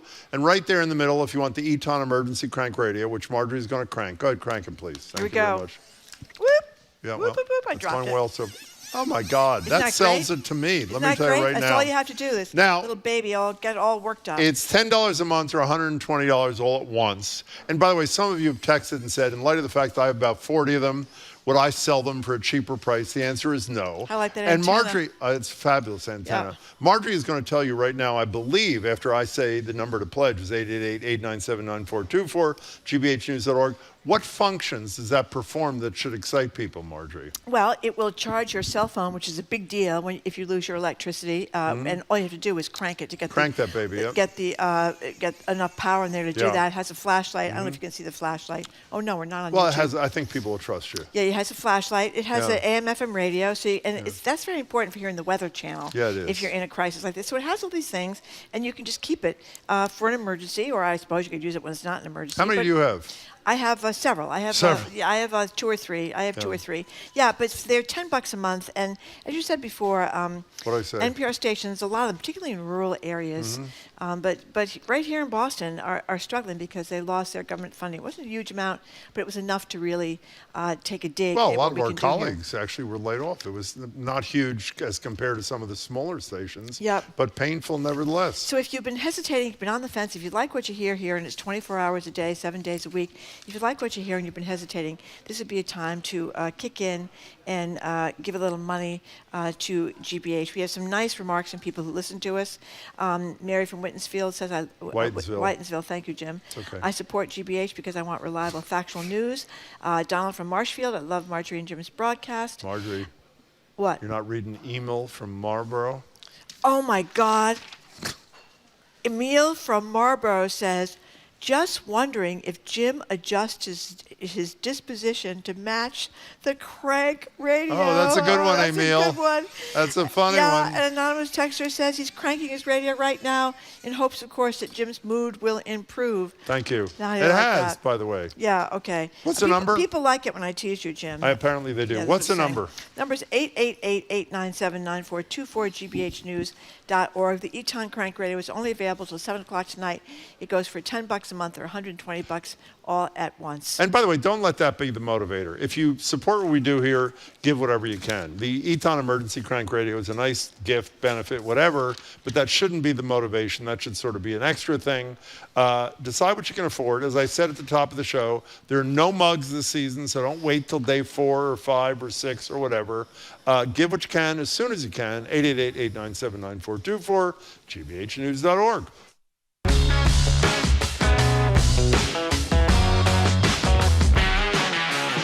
Welcome back to BPR on GBH. I'm Jim Browdy. She's Marjorie Egan. We're continuing our conversation with the Olympian broadcaster, Trenny Casey. So apparently there have been some tragedies off the slopes and the rinks out there at the Olympics this year. And we feel for these young, gorgeous men and women, 18 years old, 20 years old, 22 years old. They've run out of condoms in Milan.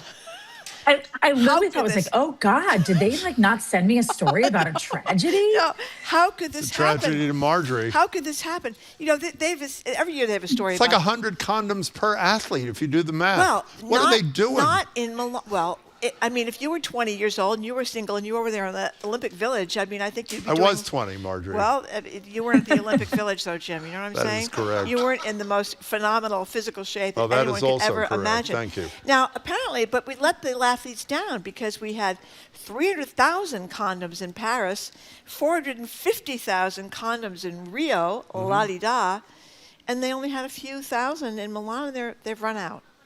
Yeah, let's be honest, guys. If there's one thing that these Olympians need to do is let off some steam after they're done competing. Exactly. Thank you. So, let's keep them safe. Apparently, they were working diligently to rectify the situation. My guess is too that some greedy athletes they're not allotted. It's not like they're put per athlete in your room. I'm sure a greedy athlete went in there and stuck his. I'm just going to assume it was a guy. His or her hand into a fishbowl and took huge pockets full.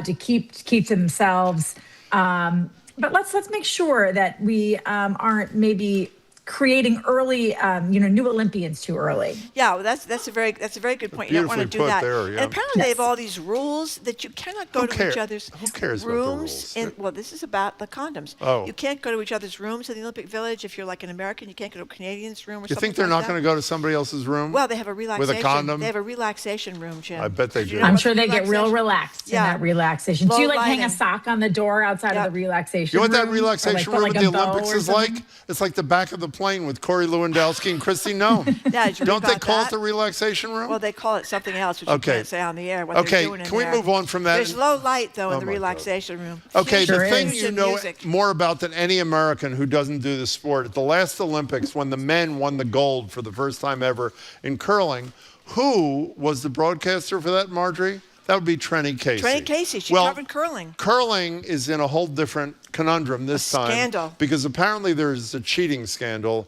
and I cannot tell a lie. I don't understand. I've read every story on it that I could find. I don't understand what the alleged cheating was and who did it. Okay, so this is about Team Canada, the men, and it's around Mark Kennedy, who I believe is their team's third. So there is video. So the Swedes were mad at Team Canada because they said Mark Kennedy, when he was releasing his stone, he was pushing it forward with his index finger. So I asked John Schuster, who's here as an analyst, I was like, is this cheating? What is going on with this? And he's like, listen, apparently Reddit went down like a rabbit hole and saw that Schuster, during that 2018 run to gold, touched the granite with his pointer finger a number of times, 5 times, because that's how he releases down. However, he said that this is a little different because it does look like he's pushing it to give it a little bit more oomph, it wasn't quite enough off of his release. But because they don't have video replay in curling, they don't know for sure. So the Swedes call out Mark Kennedy. Mark Kennedy swears at the Swedes, uses the F word while mic'd up. They kind of get into it a little bit. And this is, guys, the reason this is weird is because they're not weird, but uncommon. is because curling's sort of known as like a gentle person's sport. When you finish curling, no matter what happens, you shake hands and say good curling. After Team USA won the gold and beat Sweden in 2018, the guys didn't even remember this, but I remembered it. They went and had like beers in the locker room with them after, like together. Nice. So like this is like they're everybody's friendly for the most part, competitive but friendly. So but I don't think this is bad for curling. I think the fact that it's been getting so much attention and like there's a little bit of attitude being shown, and like if you look at the video of the Canadians, like they're jacked. Like this is a jacked team that looks like they're like kind of bros. I think it kind of changes the perception of curling and what it is. So I think it's been fantastic. Rating, we've a lot of people are texting me while I'm on air to say that they are fascinated with curling, and I've explained it to many people in this building the last couple of weeks. Nothing to promote a sport better than a little cheating. That's what I've always said. Yeah, totally. So do you understand? By the way, do you understand? I mean, I'm not going to. She's explained it to us a lot of times. Curling, do you understand curling? I've done it. I know. I didn't say if you've done it. Do you understand it? Sort of. I mean, you want to get the ball. It's called the stone. Stone, whatever stone, that is. Stone. All the way down the court, and then you keep sweeping it to the make sheet the of ice. Sheet of ice. And not stand up and not tip over. But I'm going to. Can we end on a down note? I want us to get this in here. This is a. Oh, you're going to mention the same thing? Yes, but it's not a down. It is a horrible down note. But someone tried to resuscitate. There's this Ukrainian skeleton racer. I don't know what that is either, but I know it's something where you lie on your stomach or your back. Yeah, skeleton. So luge is when you lie on your back and go basically down an ice slide at nearly 100 miles an hour. Skeleton is where you lay down on your head first, going about 100 miles an hour down an ice. Okay, so down an ice tunnel. This Ukrainian guy, for whom I have the utmost admiration, had his helmet for his skeleton, if that's a verb, with the images of 24 Ukrainian athletes who'd been killed by the Russians in the war, which I thought was a low-key, beautiful tribute. And because it's expressing an opinion, he's barred from the damn Olympics? Is that what happened? Yeah, you're not. So this is one of the strictest rules in Olympic competition is that there is, they will allow for no political statements, even something in tribute. And so he was disqualified. I know they're appealing. I don't know what that does at this point. I mean, the competition, that competition is over. But I did see you guys sent a story today that the owner of like a Ukrainian soccer club has gifted him $200,000. Hopefully to make up for maybe what he would have lost in endorsements or something that had he been able to play, or maybe that's like what if he the would have gold won. medal. That's what he would get if he'd won the gold medal. If he won the gold medal. There you go. Yeah. So wait a second. Wait a second. So you can't have an expression that's deemed political, even though I would argue it's humanitarian.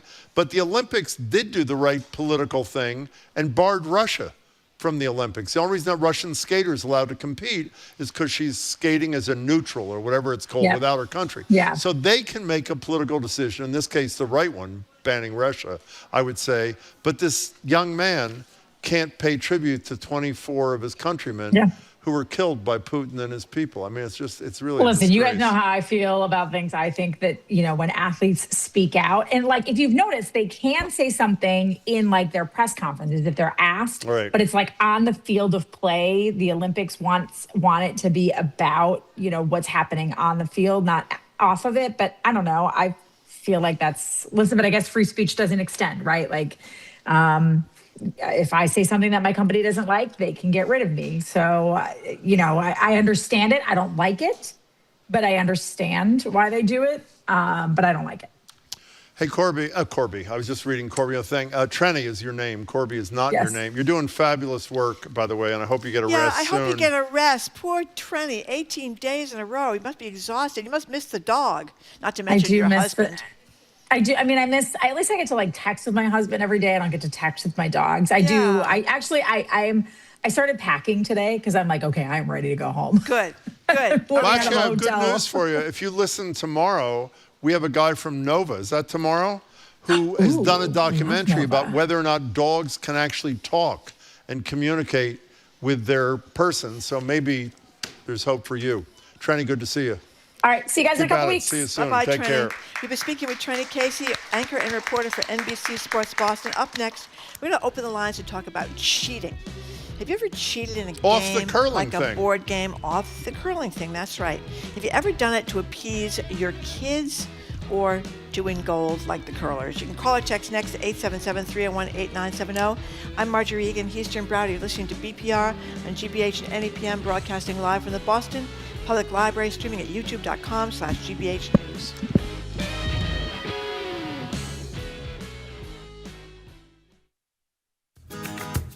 It's time to support Boston Public Radio on GBH. Listener contributions pay for the program and keep it on the air. You don't have to give much to make a difference, but please make a difference by giving now at gbhnews.org or by calling 888-897-9424. That's right. The number again, 888-897-9424, gbhnews.org. We have these pledge breaks a few times a year, so we do not need to have commercials, which are really horrible, and they can go on for 5 or 6 or 7 minutes, and you'd have them 3 times an hour. This is what we do instead. I think it's a worthy trade-off, but what we ask is some support from listeners like you who I presume like what you hear on the station, otherwise you wouldn't be tuning in. We depend on your generosity almost entirely now because the government has defunded public radio, public TV, the whole shebang. So what we have today is this great little Eton crank radio. I've mentioned this several times before.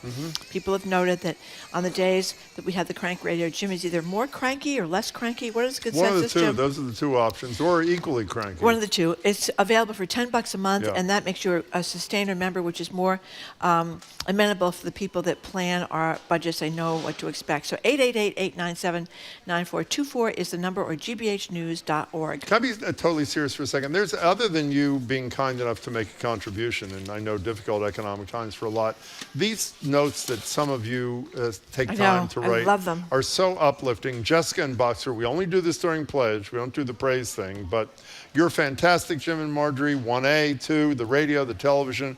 What will we do without you? Pamela in Saunderstown. I love listening to Marjorie and Jim and weekly contributors like Juliette Kayyem and John King.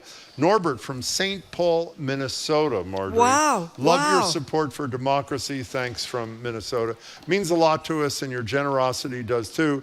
If you can't afford the $10 a month or 120 all at once, or you have no interest in the Eton Emergency Crank Radio, because like me, you have about 30 of them already, give what you can. Give $5 once, do whatever you can. The beauty of the $10, excuse me, our monthly contribution, being a sustaining member, is it's a lot easier for the people who do the finances here because they know what to expect every month. But if that's not your cup of tea or you can't afford it, afford and donate what you can, no matter what level it is, by calling 888-897-9424 or gbhnews.org. Patricia from Newburyport says, I love all the GBH programs. I like to listen to Jim and Marjorie. I missed the third hour, but now I listen to the Curiosity Desk after us, and then on to the Culture Show with Jared Bowen. Thanks to all of you at GBH. Beverly and Leominster, I thank GBH and NPR for supporting informational programs for all your inspiration, entertainment, and education. I mean, it really does mean a lot to us when you say those things. 888-897-9424, gbhnews.org.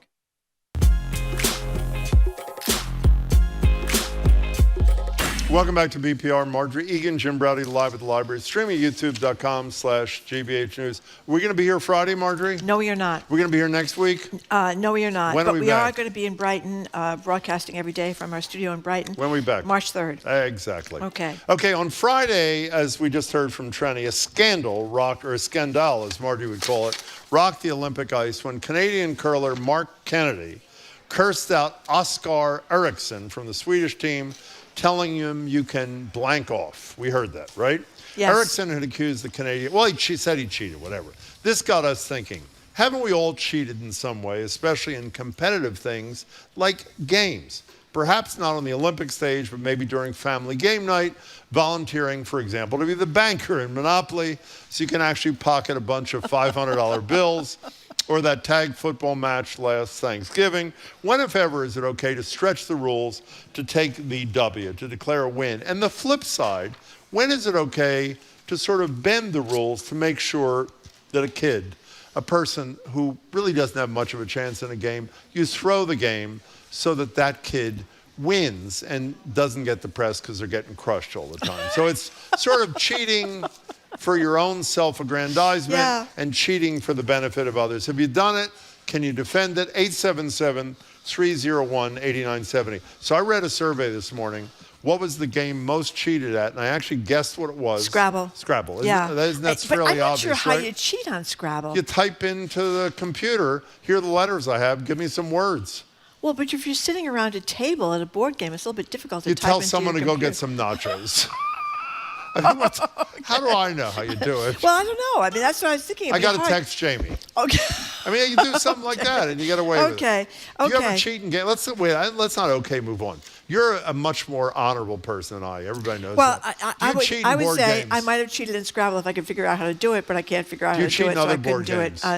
I had a way of winning Clue by the way I made the guesses, but wasn't really cheating though. So the I don't answer is think you've I'm a never big cheated cheater. in a game? I made up a science project with Susan Pepper in high school, so that was cheating. Well, I cheated. As I told you, I won the science fair by winning with a camera that I not only didn't make, but didn't know how to use when I won the science fair. I suspect you're a big cheater. No, I'm not a big cheater. I have occasionally in a game, I've benefited my own score. Which one? What? Which one? I have done exactly what I read. In Monopoly, when I was younger, I occasionally would slip a few extra bills into my pile. I mean, who does? Is anybody cheated in board games out here? Don't lie.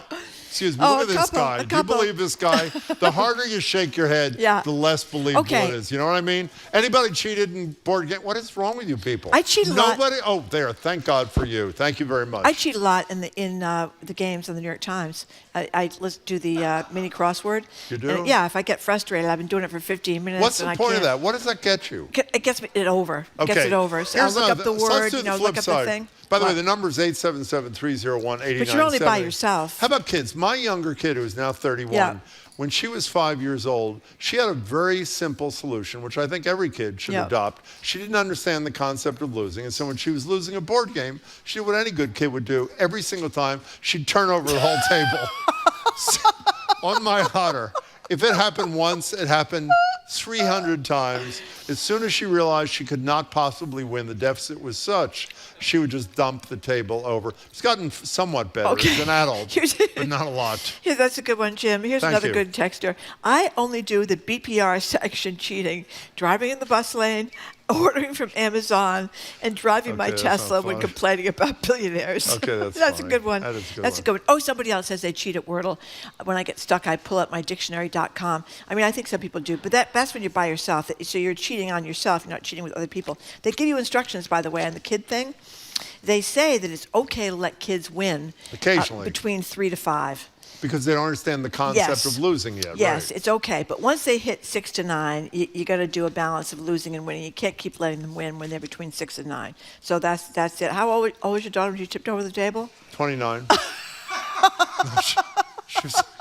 She was, I would say, from like 4 to maybe 7 or something like that. My anonymous texter, it's always an attack on me. How was Jim the most improved camper 2 years in a row? Smells of cheating scandal. A cheating scandal. Actually. That's right. Maybe it was. 877-301-8970. Let's take some calls here. Carrie from Woonsocket, Rhode Island. What do you think, Carrie? Hello, Carrie. Carrie, say something. Is Carrie there? Okay. Hello. Hello. Hi. Hello. That wasn't Carrie. That was another caller from a year ago. Carrie, we're gonna put you on hold because this is working as well as things usually work here.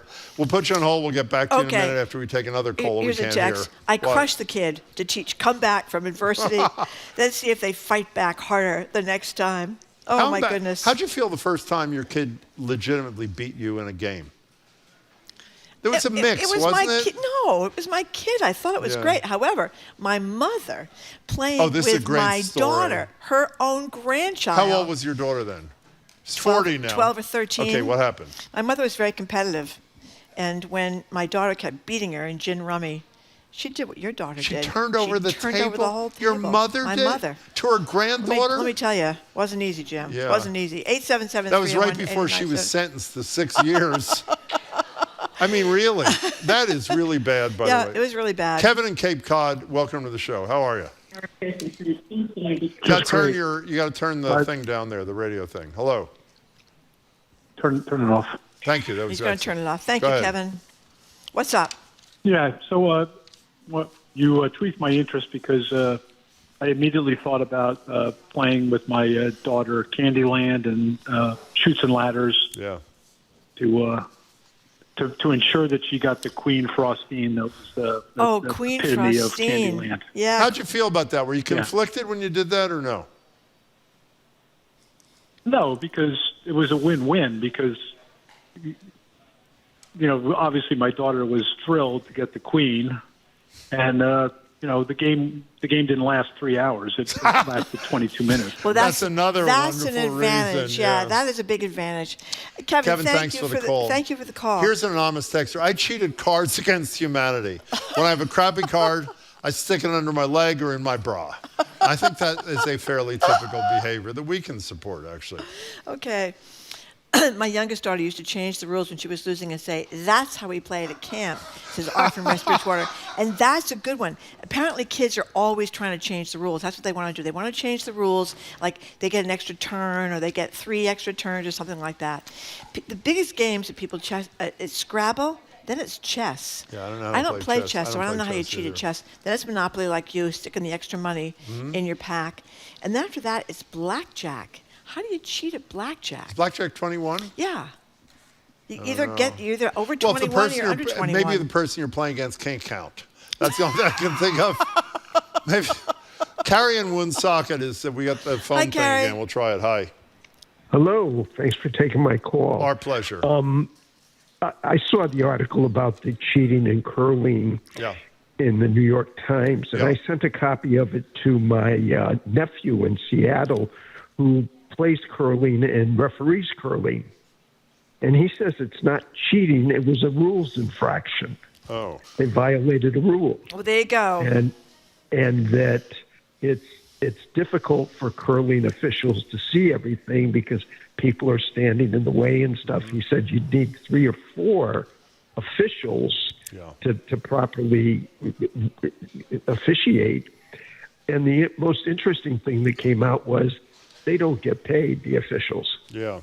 I got the impression even at the Olympic level, they don't get paid. It's a volunteer position.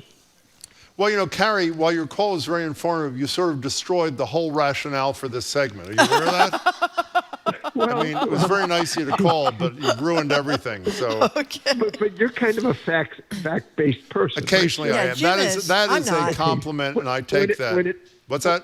When it serves your need. Exactly. This guy's got me. Carrie, thanks for an thank you excellent for the call. Now, psychologists We got to take say... a break in a second. We do? Okay. Yeah. Well... Psychologists say what? That you should look at families on a game night, and you will never get a better illustration of why people or families are the way they are. And they talk about arguments and grudges and animosity among family members become part of the whole dynamic. Why does an adult care? And I have, so I'm not blaming. Why does an adult care if they win a board game?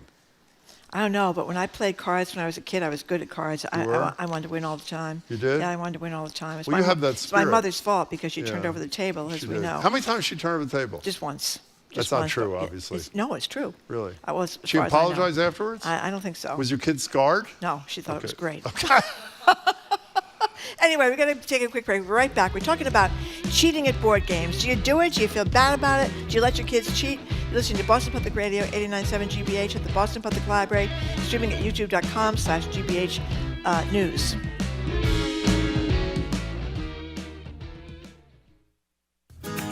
It's time to support Boston Public Radio on GBH. Listener contributions pay for the program and keep it on the air. You don't have to give much to make a difference.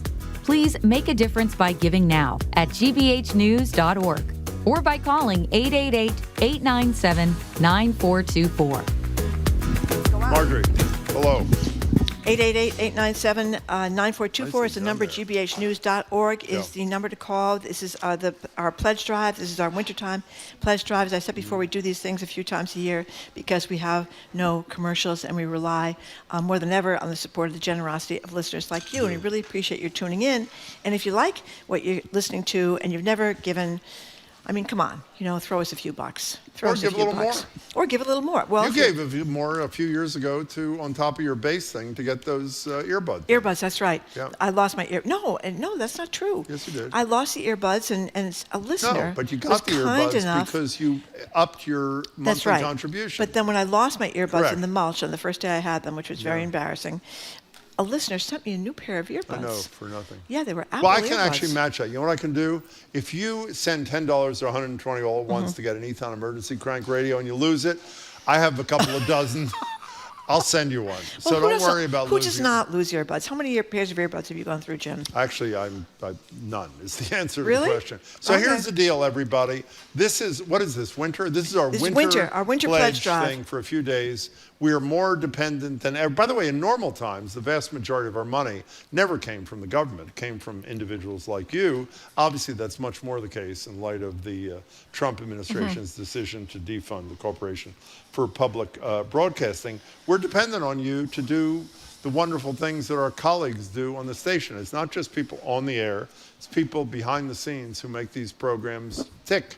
And if you want to support them and our colleagues, now's your opportunity. You just call 888-897-9424, gbhnews.org, make contribution whatever amount you can, and it will be much appreciated. And if you have 30 seconds, you can stick around and write a really nice note, or any kind of note you choose that Margie and I may read on the air.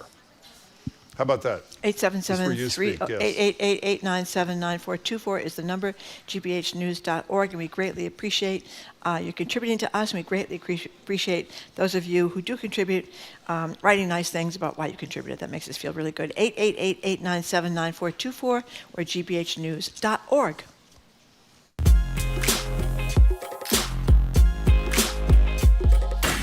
Welcome back to Boston Public Radio. Jim Browdy and Marge Regan. We're streaming at youtube.com/GBH News.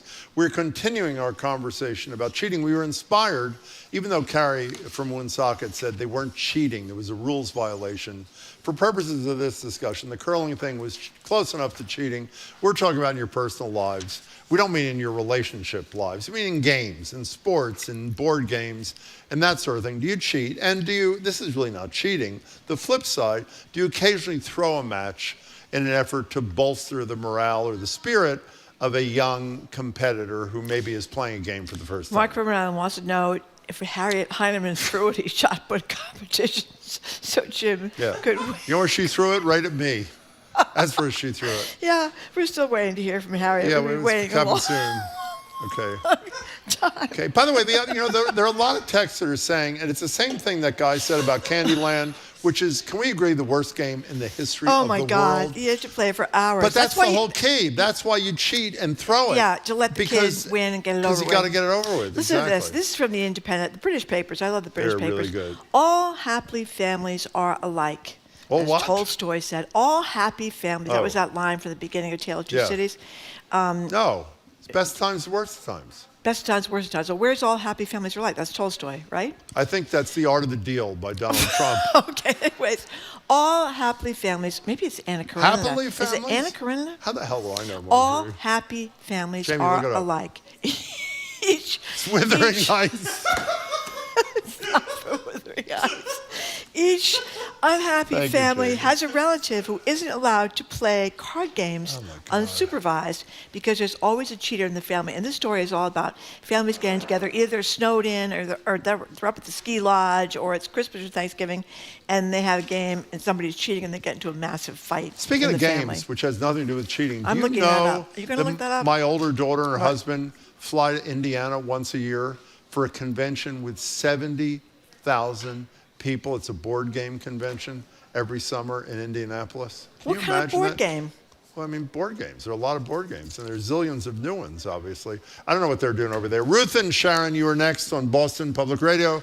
We're talking about cheating we were inspired by was it the Canadians or the Swiss? Whoever allegedly in curling. Hello. Canadians. Canadians, sorry. Hi.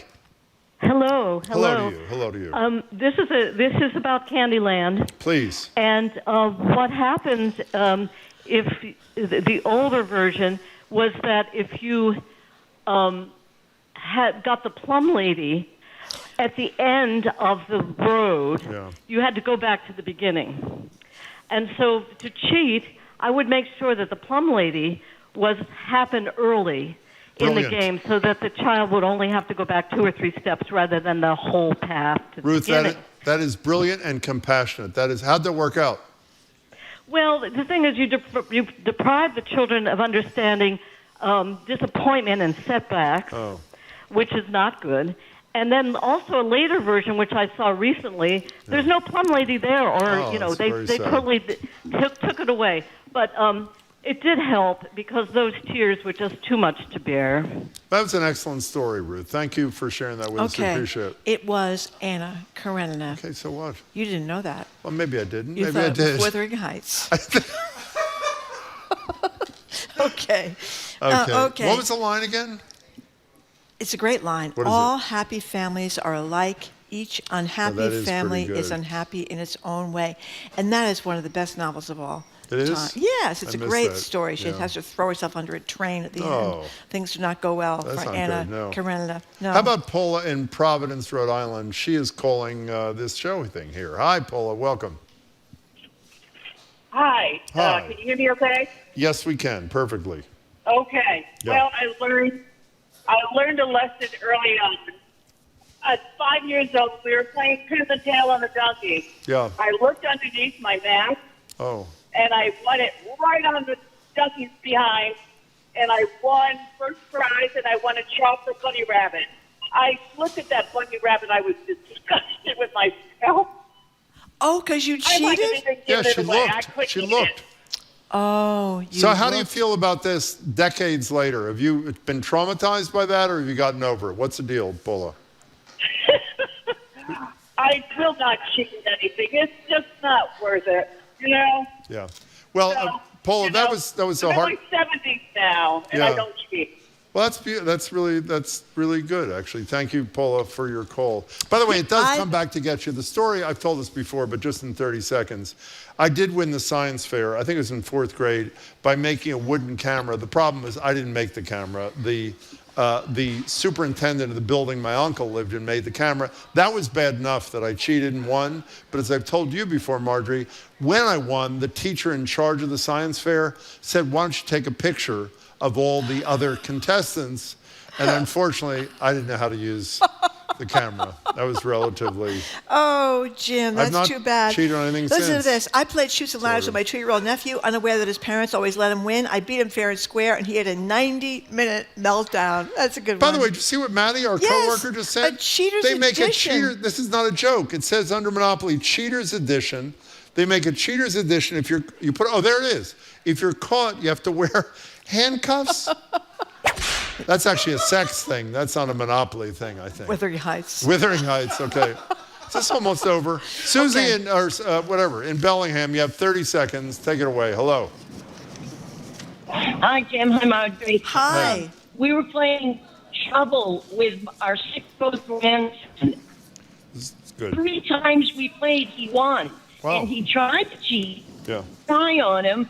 And then one of us finally won, and he was a good sport about it because he's a hoot. He's pretty funny, but he wins more often than not. Out of a dozen times playing, I think my husband won once and I won once. Well, that's a beautiful story. So he won legitimately. Is that what you said?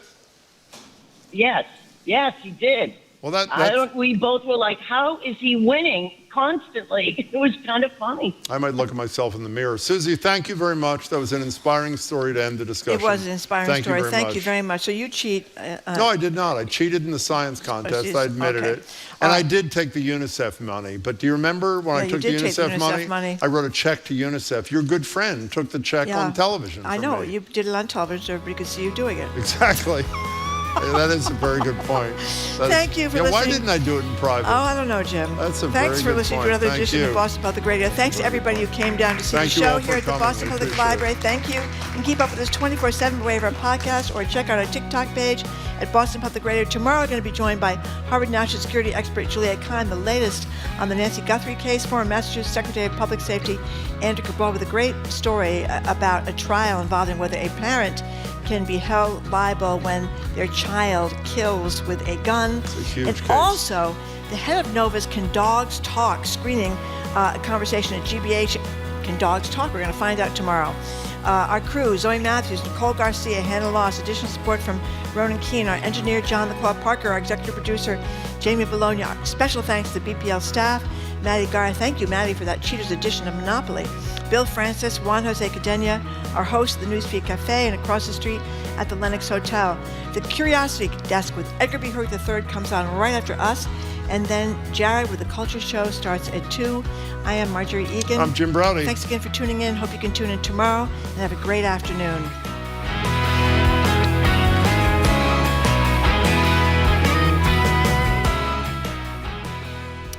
Listener support has always been the most important source of funding for GBH, but it's never been more critical than now.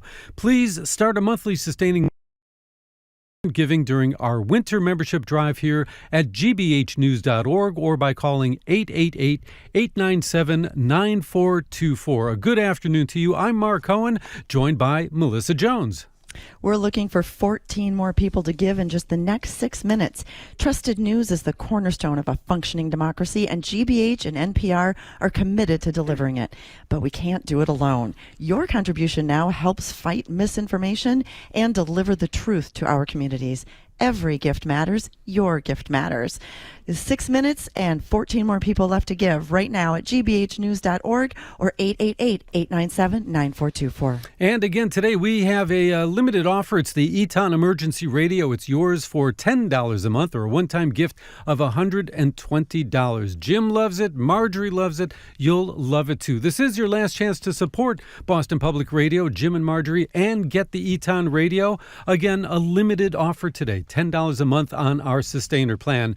We hope you'll take advantage of this and support Jim and Marjorie and all that we provide for you here at GBH with your show of support now at 888-897-9424 or go online at gbhnews.org. The chaos of today's political environment has a lot of concerned citizens asking, what can I do to make a difference? Well, one answer is standing up for the free press. You can do that by supporting GBH with a financial contribution. The money you give helps pay for the many reporters, the fact checkers, editors, producers needed to deliver news that shines a light on what's happening in our government and in our country. Your support is especially important at a time when some in our government are trying to silence the free press. Please take a moment to give now, gbhnews.org or 888-897-9424. And you've probably heard us mention today that during this membership drive, we're asking you to become a monthly sustaining member of GBH, really similar to how you pay for other news and entertainment services. But here at GBH, we don't have a paywall or a limit to what you can listen to or read. You choose a monthly amount that's automatically deducted from your bank account or your credit card. $5 will get you in the door. Maybe you could do 10 or 15 or more if that works in your budget. It's pretty easy on your wallet, and that consistent source of revenue, that'll help keep the fact-based news that you trust on the air every day. So join us by phone. Call us at 888-897-9424 or look for the donate button when you find us at gbhnews.org. We've got thanks going out to Marianne in Sherborne, Margaret in Brockton, and a shout out to Deborah in Braintree, who says, I appreciate freedom of reporting and want to help WGBH survive the current funding crisis. We do that with the support of you, Deborah, and all of our great friends and listeners who are calling in right now. If you haven't taken the time, please do that. gbhnews.org online or 888-897-9424. And right now we have 9 more contributions to go in these final 4 minutes. You know, Deborah said it, surviving during these current funding crises. We're so grateful for your support. If you've already made a contribution, if you haven't yet, cast your vote. Support the independent journalism, the news and entertainment you rely on each and every day. We are only funded by our listener contributors, and we hope that's you. With your call, help us bring that number down. Looking for 9 more contributions in about the next 3 minutes. Join us online, gbhnews.org, or call us at 888-897-9424. Thanks also to Suzanne in North Billerica, who says, love Marjorie and Jim. Jim convinced me I need the Eton Crank radio. And Jim is right about a lot of things, and he is right about that. $10 a month, you can join Suzanne and get your own Eton emergency radio. It does everything for you, brings you the weather, brings you the radio news that you're looking for. It has a flashlight. You can charge your cell phone.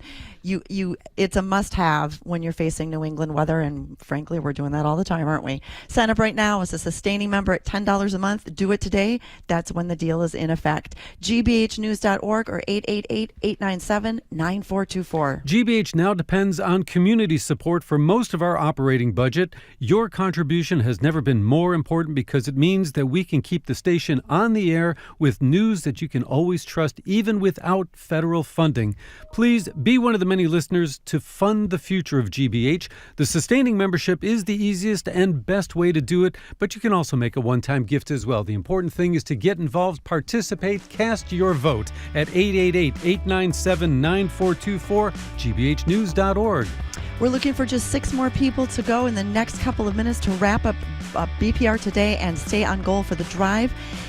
Take advantage of that Eton emergency radio offer that's good right now, today only, $10 a month. As a sustainer, you're going to want that in the next coming months to keep an eye on the weather. gbhnews.org or 888-897-9424, and thank you.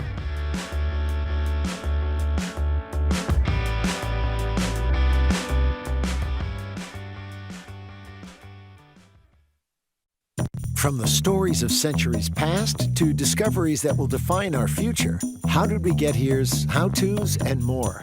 Journey with us down the rabbit hole on the Curiosity Desk. Coming up next on GBH 89.7. Support for GBH comes from you. And the Boston Symphony Orchestra, bringing bold energy to Symphony Hall with exciting collaborations, rich thematic programs, and world-class artists. Learn more at bso.org.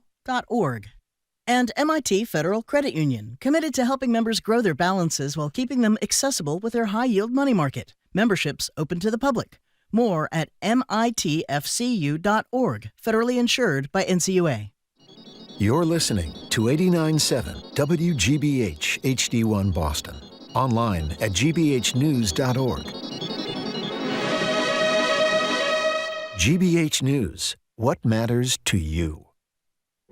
I'm Edgar B. Herwick III. Today on the Curiosity Desk, this week marks National Sauna, or Sauna Week, though you probably didn't need me to tell you.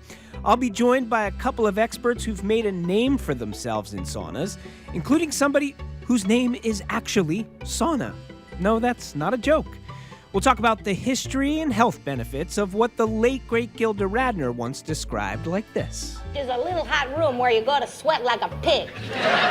Then we've got a way to recreate images on a movie screen or TV and sound over a speaker, but replicating the sensation of smell is something that continues to elude top smell scientists. We'll explore the bygone dream of Smellvision with one of those top smell scientists. It's all ahead this hour on the Curiosity Desk on GBH 89.7.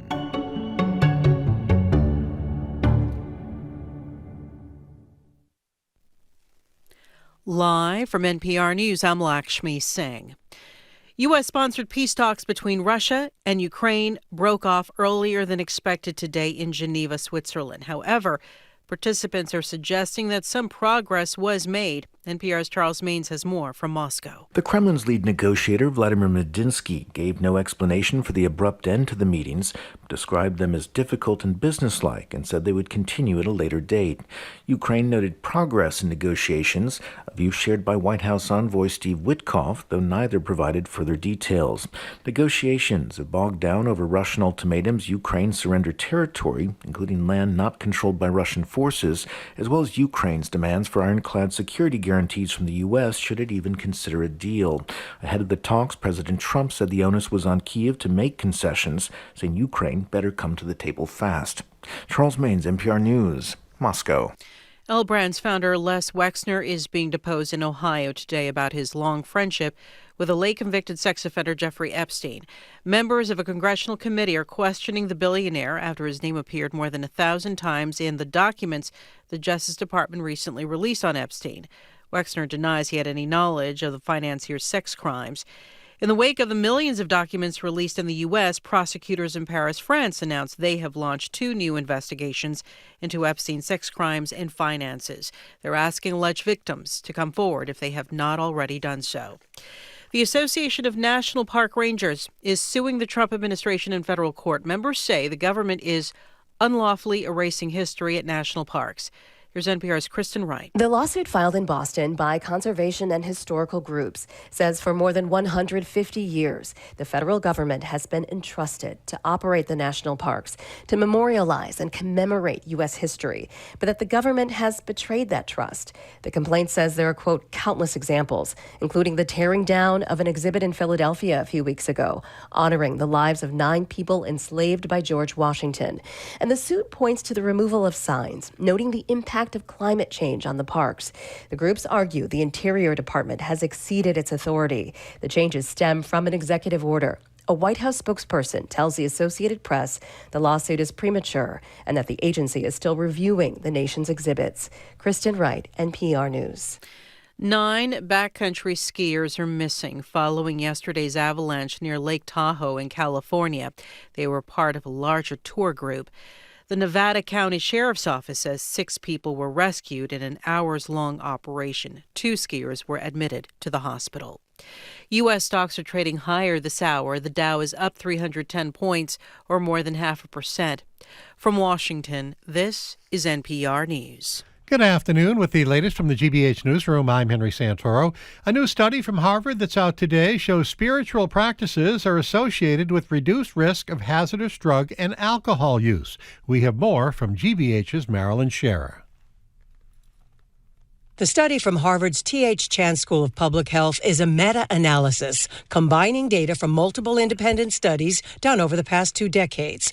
Lead author Dr. Howard Koh says practices like meditation, prayer, and attending religious services were found to cut the risk of drug and alcohol misuse by 13%. Health is more than just the body and the mind. It's about aligning the body, mind, and soul. Koh says the soul aspect is too often ignored. The study also found that spiritual practices are associated with reduced depression and suicide risk and improved mortality rates. Marilyn Scherer, GBH News. As part of Black History Month, the city of Worcester will pay tribute to Black women songwriters whose history in music runs long and deep. The Black American Women Songwriters Concert highlights the work of 14 Black American women who wrote and composed music between 1920 and 1970. Artists who influenced, shaped the blues, jazz, and popular song even when recognition was nowhere to be found. The event takes place Saturday evening at the YWCA of Central Mass. The Worcester Guardian reports the program blends history with live performance with 5 local vocalists offering their own renditions of their songs by trailblazing figures. This is GBH News. Support for NPR comes from NPR stations. Other contributors include Fisher Investments. As a fiduciary, Fisher Investments is obligated to act in their client's interest. Learn more at FisherInvestments.com. Investing in securities involves the risk of loss. This is NPR.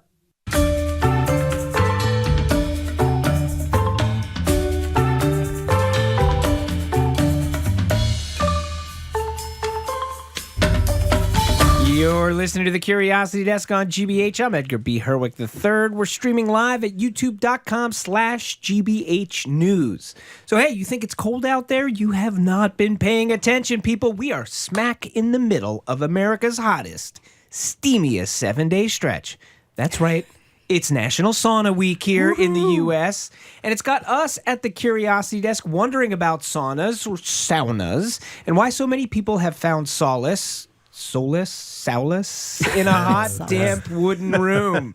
We could not have a better duo with us for this journey to talk about saunas than we have with us in Studio 3. We're joined by Mark Babson. Mark is the owner of Got Sauna, described as New England's first mobile sauna. Ooh. Also here is Sauna McDaniels. That is really her name, Sauna McDaniels, a native of Finland and former president of the Finlandia Foundation.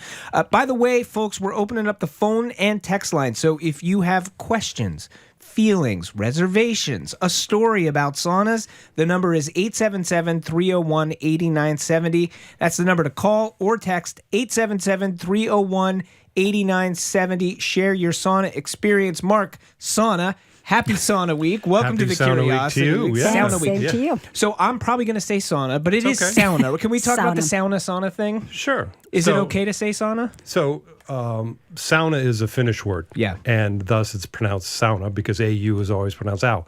However, being culturally from Finland, that's how we pronounce it. Americans pronounce it sauna, and not that we're okay with it, but we'll accept We'll it. allow it. We'll accept it because We'll it's all allow the it. same thing. All right, so let's talk about National Sauna Week then. Okay. What is National Sauna Week? Where did it come from?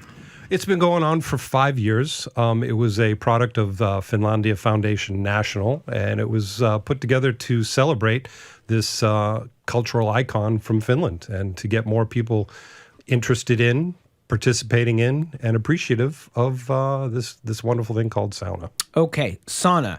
Let's talk about let's talk about this cultural tradition in Finland of sauna. For those who maybe don't know, just give us the overview of what the Finnish sauna experience is. Ooh, it's a sacred tradition. Oh, yeah. So we have 5.5 million people.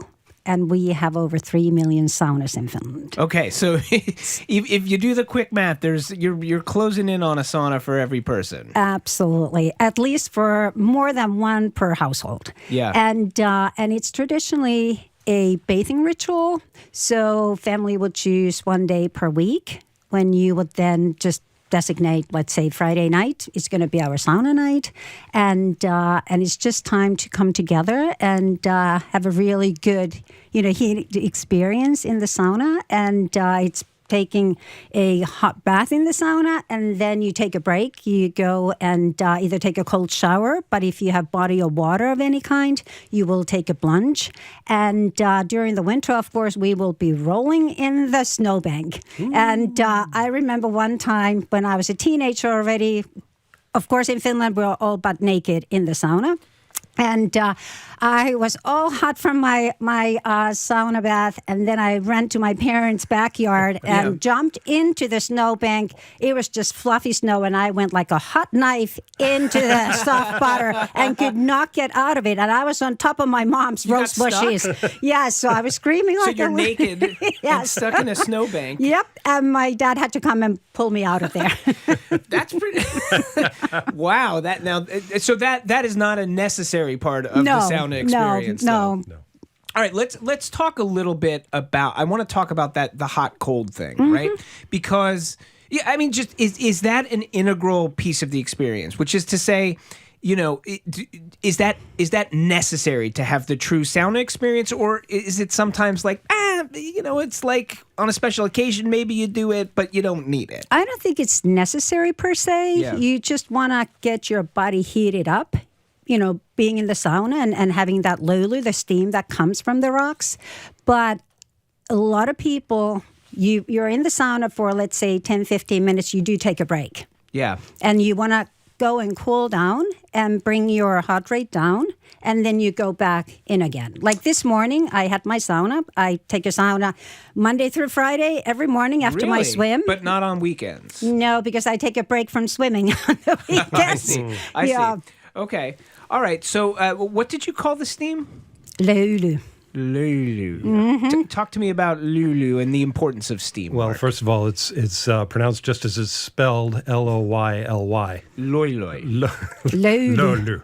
Lulu. Yeah, there's an umlaut over the Man, I am bad at Finnish. It's the soul of the sauna. It is the spirit of the sauna. It is the life breath of the sauna. So what happens is you heat up the stones.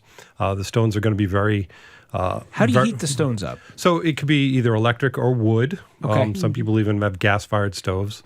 And you're going to heat up the stones for about an hour. And then when you pour water on the stones, that creates steam. And that steam then fills the room. Sauna is about the humidity just as much as it is about the heat. So one of the things Americans miss a lot is, it's got to be hot. Yeah. It's the combination of heat and humidity. Okay. So bring down the heat, bring up the humidity, and you'll have a much more pleasant experience. Okay. So we need the steam. Is Yes. the point. We need the steam. Okay. So sauna, obviously, Mark, you say we've been doing Sauna Week here for about 5 years. I think it's fair to say Sauna is having a moment here in the United States. The New York Times has been covering it, which is one of the ways where you go, okay, so what's going on here? The New York Times has finally caught on. How do we feel about how the U.S. is embracing sauna? What are we doing right? What are we doing wrong? Well, at least sauna is the happening thing right now. Yeah, And so we like that. That's good. We like that a lot because I remember when I came here as an exchange student in 1982, I was in Florida and I went to a gym that had a sauna, finished sauna, and it had wall-to-wall carpeting. Well, that is a no-no in the sauna. In my mind, I'm like, a sauna in Florida is literally just walk Oxymoron. outside. Yeah, it's just like you are in a sauna. That's right. You're in Florida. That's right. Yeah. So carpet's a no-no. Carpet's a no-no. Jeans in the sauna are also a no-no. You do not go fully clothed and you do not wear shoes going into the sauna. Okay, and you mentioned before as a teenager you were doing it naked. So is that a requirement? Do you in have... Finland it is. It is. If you go to a public sauna, so Yeah. for instance, if you go to a swimming pool there, you are required to take a shower first, butt naked. And then you go and take a sauna bath and you take another shower and then you're allowed to go to the pool. So there's a big sign and with the crossover swimsuit, do not wear anything to the sauna. And it's like no big deal. Is that really? Not a big deal. Because I feel like here in the US, like I think you're going to have a real range of opinions on that. Sure. Yeah, it's right? Like But it's not mixed. So there is a sauna for women and sauna for men. Okay. Yeah. So families can mix, obviously, and that's not a big deal at all. But you would not necessarily even do that with friends. Yeah, that's. You're listening to the Curiosity Desk on GBH. We're talking with sauna experts Mark Babson and Sana McDaniels. We're also taking your calls at 877-301-8970. That's 877-301-8970. Do you have a sauna story? Are you thinking about trying sauna? Do you want to know more about where you can try sauna? Give us a call. Send us a text, 877-301-8970.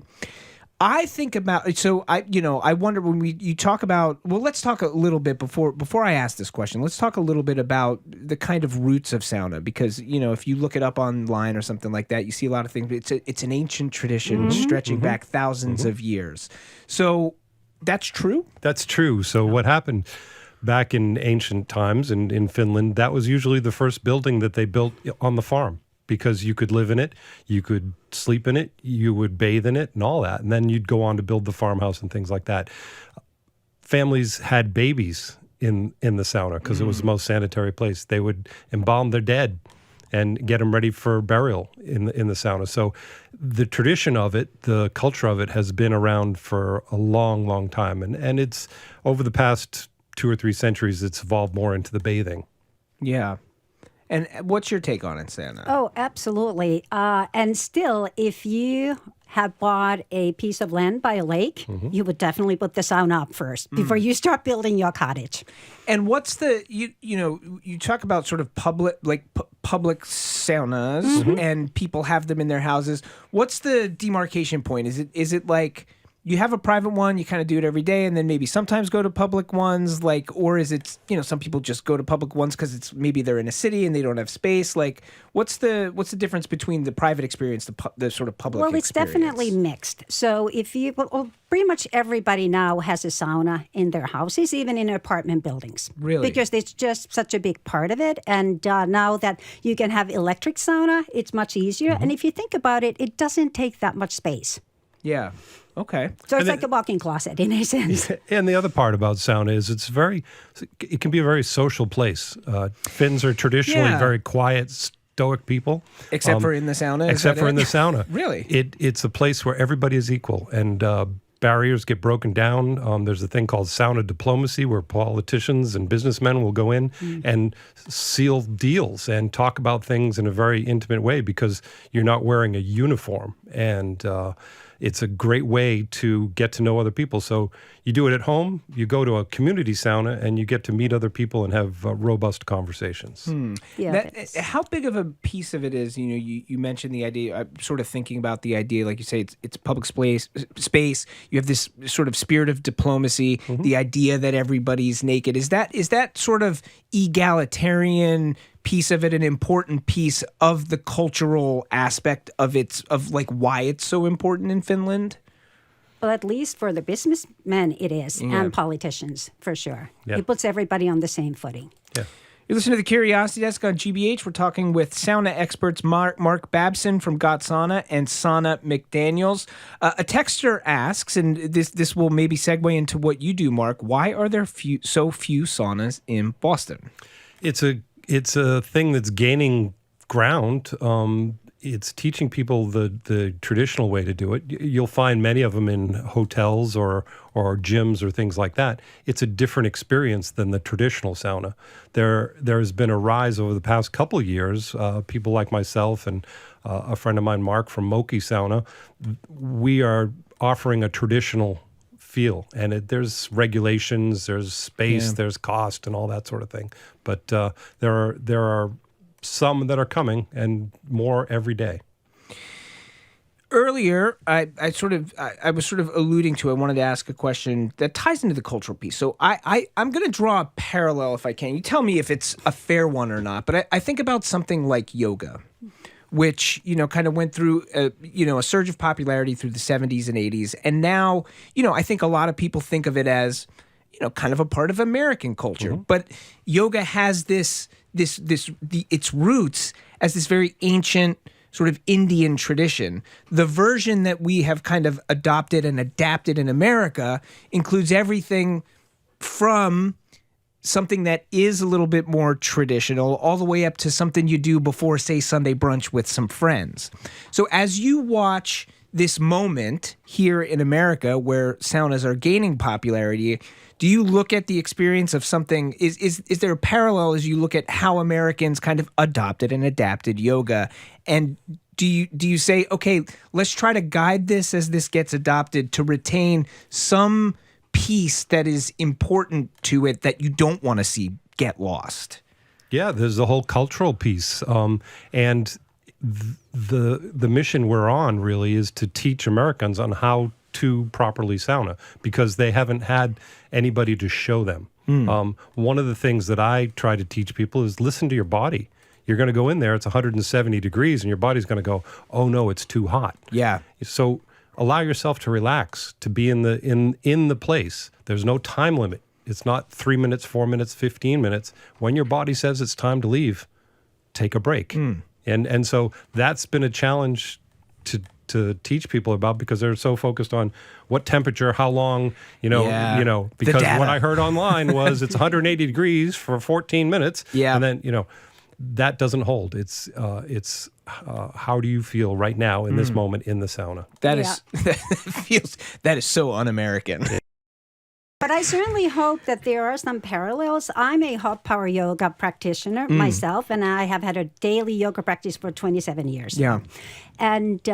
And for me, the times when I did not have access to sauna, I have used hot power yoga as almost my sauna ritual, because I sweat just as much. And sweating is such a big part of it for both.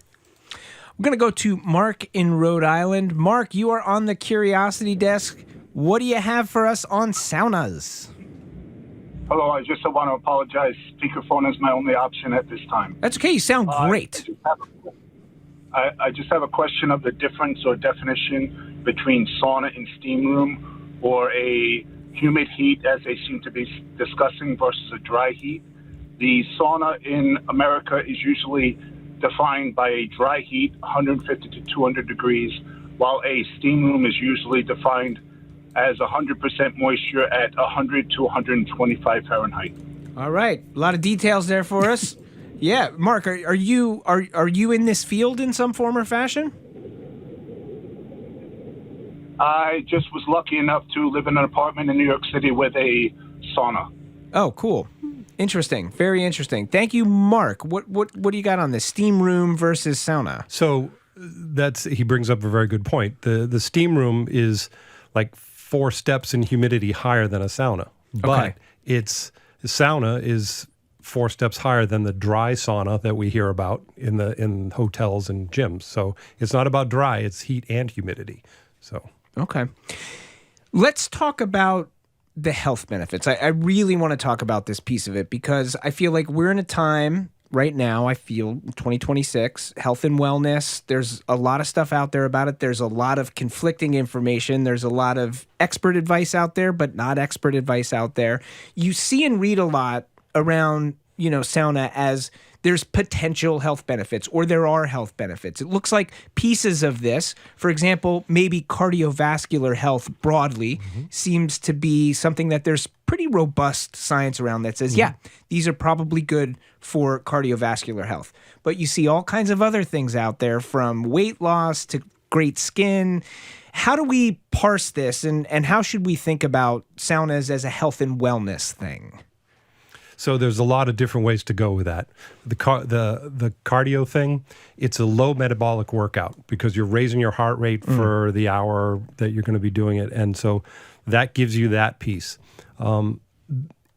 It's a stress-free place. So what happens is when you're in the sauna, you're lowering your stress level because you're focused on being in the room, focused on just that. So it's lowering your stress, which is going to give you a better night's sleep, which does all that. Yeah.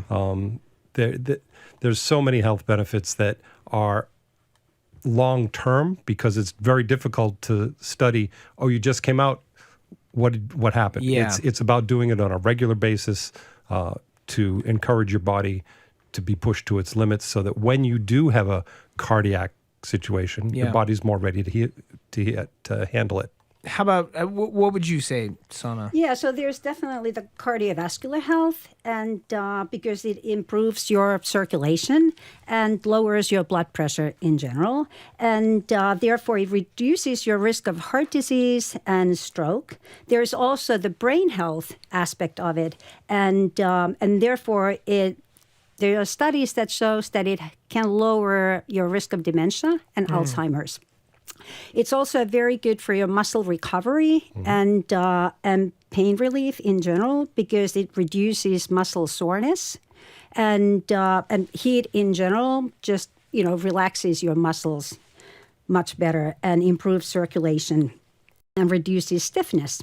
And as Mark pointed out, it's a huge stress reducer, and therefore there's the whole mental health piece of it too. Let's talk about the stress reduction piece because on the one hand, I think there's the type of person who, maybe immediately is going to grip onto that and kind of get it. But I think there's also a fair number of people out there for which that piece is maybe, I don't want to say intimidating, but there's maybe an impulse. It's like, okay, so you go into this room, it's quiet. Should we have some music? Should I throw a TV up there? Should we have some beautiful aromatherapy going on around us, right? But when I hear you talk about it, you're saying part of the stress relief is somehow you're just in a simple, quiet room. It's not adorned with anything. Right. And yet I think for some people, that it's kind of difficult to do because we don't do that a lot, right? Well, there's that whole meditative piece of it when you just go in and you just sort of sit there with your thoughts. You're not doing anything, although I'm guilty of checking my emails and other things while I am recovering from my big swim. No. I know. All right, we're going to go back to the phones. Bob in Dartmouth, you're on the Curiosity Desk. We're talking about saunas. What do you have for us? You with us, Bob? Hello. Can you hear me? We can hear you, Bob. What do you have? Great. Years ago, I was going to a health club and used to routinely go into a steam room. And the last time I was in a steam room was at the gym where I got a horrible, horrible flu. And I was wondering the potential for droplet transmission, especially in a moist environment and being in a group setting. Well, not being a doctor, that would be difficult to answer. I would suggest that typically the temperature in a sauna is above 165, which tends to kill most germs. I couldn't speak to moisture and droplets and things like that. I wouldn't be able to say. I can say in my experience, that has not been an issue. Yeah, anecdotally, I can say that in Finland, if you feel like something is coming on, you want to take a sauna bath because you want to bring up your body heat and therefore try to kill whatever. And what is the expression? If alcohol, tar, or sauna don't cure it, it's You're a goner. It's fatal. That's it. Then you are a goner. All right. So we've only got just a few moments left. Make the case for me for if I'm out there listening and I just a little bit been like, this sounds kind of interesting. Maybe I'll try a sauna. Why should I do it, and where can I go? So the first thing I would say, it's about enjoyment, not endurance. It's not a contest. There's no winners. You come and go There's as no much winners? as you want. No winners. You come and go as much as you want. It's not about taking more heat than somebody else. Where can you go? Well, it's funny you should ask. This weekend, we'll be at the Scandinavian Center over in Newton. We've got 2 saunas set up, a private sauna and a community sauna. And if you're interested in coming to try an authentic Finnish sauna, we'll be there all weekend. You can go to gotsauna.com and scroll through and reserve a time. Okay. Yeah, and as Mark mentioned earlier, although we have the setup for this weekend, also Moki, M-O-K-I, has 2 places here in Boston. So one in Allston, and the other one is in South Boston on Dorchester Avenue. And authentic Finnish sauna experience through and through. Does the authentic Finnish sauna experience include sauna hats, which I understand are kind of a thing right now? Sauna, so you are. As a Finn, no. You're giving a big no. It's a personal choice. Somebody that doesn't have a lot of hair on the top, hats tend to help a little bit. Naked, but with a hat. Maybe. Do it your way. All right, we've been speaking with Mark Babson, owner of Got Sauna, offering mobile sauna experiences throughout New England. GotSauna.com for more info. And Sauna McDaniels, a native of Finland and the former president of Finlandia Foundation. Thank you so much for being with us here on the Curiosity Desk. Kiitos. Kiitos. All right, coming up, critics turned up their noses, but today's scientists have a real shot at creating honest-to-God Smellvision. This is the Curiosity Desk. Stay with us.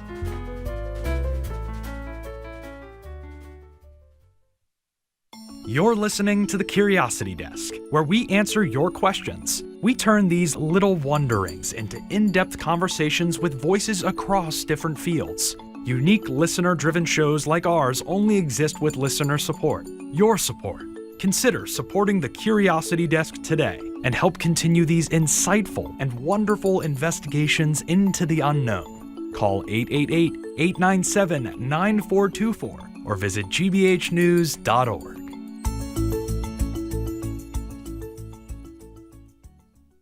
888-897-9424 is the number, or gbhnews.org. I am Edgar B. Herwick III. In studio right now with GBH News' Patty Daniels, just taking a moment to ask you to support the programming that you rely on. And hey, we hope that programming includes our brand new show, The Curiosity Desk. GBH really making a play in the local programming space. That's what we're asking you to support today. And if you could do it with a gift of $10 a month, Patty, we can thank them with the Eton Emergency Radio. Eton Emergency Radio. Edgar, okay, first of all, that number again, 888-897-9424. Eton Emergency Radio. So first of all, it is a regular radio also. You can listen to the Curiosity Desk on your AM, FM Eton Radio that you'll get as a gift when you pledge now, 888-897-9424. Also, though, this emergency National Weather Service radio reminds me, Edgar, of the kind of awesome interviews that you've been doing for the past few weeks. A couple of them have gotten us right into the cold weather and some actual weather emergencies we've been having for this winter. Indeed. Well, you know, we are the Curiosity Desk, and when you ask yourself, what are you curious about? In the winter in Boston, you get curious about the snow and the cold and the dark. You know, we had, you know, some real local experts taking us below the water line, looking at what's happening underneath the rivers and ponds as they've frozen over this year in a way that they don't in all years. Plus your fun reporting on, you know, every snowflake is unique as every piece of popcorn unique, the way a snowflake is. And we found out what a sneck down is, which is just fun to say. Sneck down. It sounds like a smackdown, which maybe is what we need right now in this pledge drive. It is time for a listener smackdown. Make your pledge now. Well, you can smack down difficulties with funding by making a contribution in any amount right now. 888-897-9424 is the number. gbhnews.org if you want to do it online. You know, we're talking about funding. You might have heard that federal funding for public media stations, including GBH, has been eliminated. And it's not just public media. We see media contracting all over the place right now. But here at GBH, we're asking you to keep us strong because we've planted a flag in the ground and said, you know what? We're going to create more program. The Curiosity Desk, a brand new program. The Culture Show on the air for the last few years. Boston Public Radio continuing strong here at GBH. We want to keep doing this, and we can only do it with your support. $10 a month. You could make that contribution as a sustaining member. Set it and forget it. That's a great way to have ongoing support for GBH. If you want to give $120 all at once, that is welcome too. Either way, we will send you an Eton radio as your thank you gift. You can make that pledge online at gbhnews.org. Call 888-897-9424.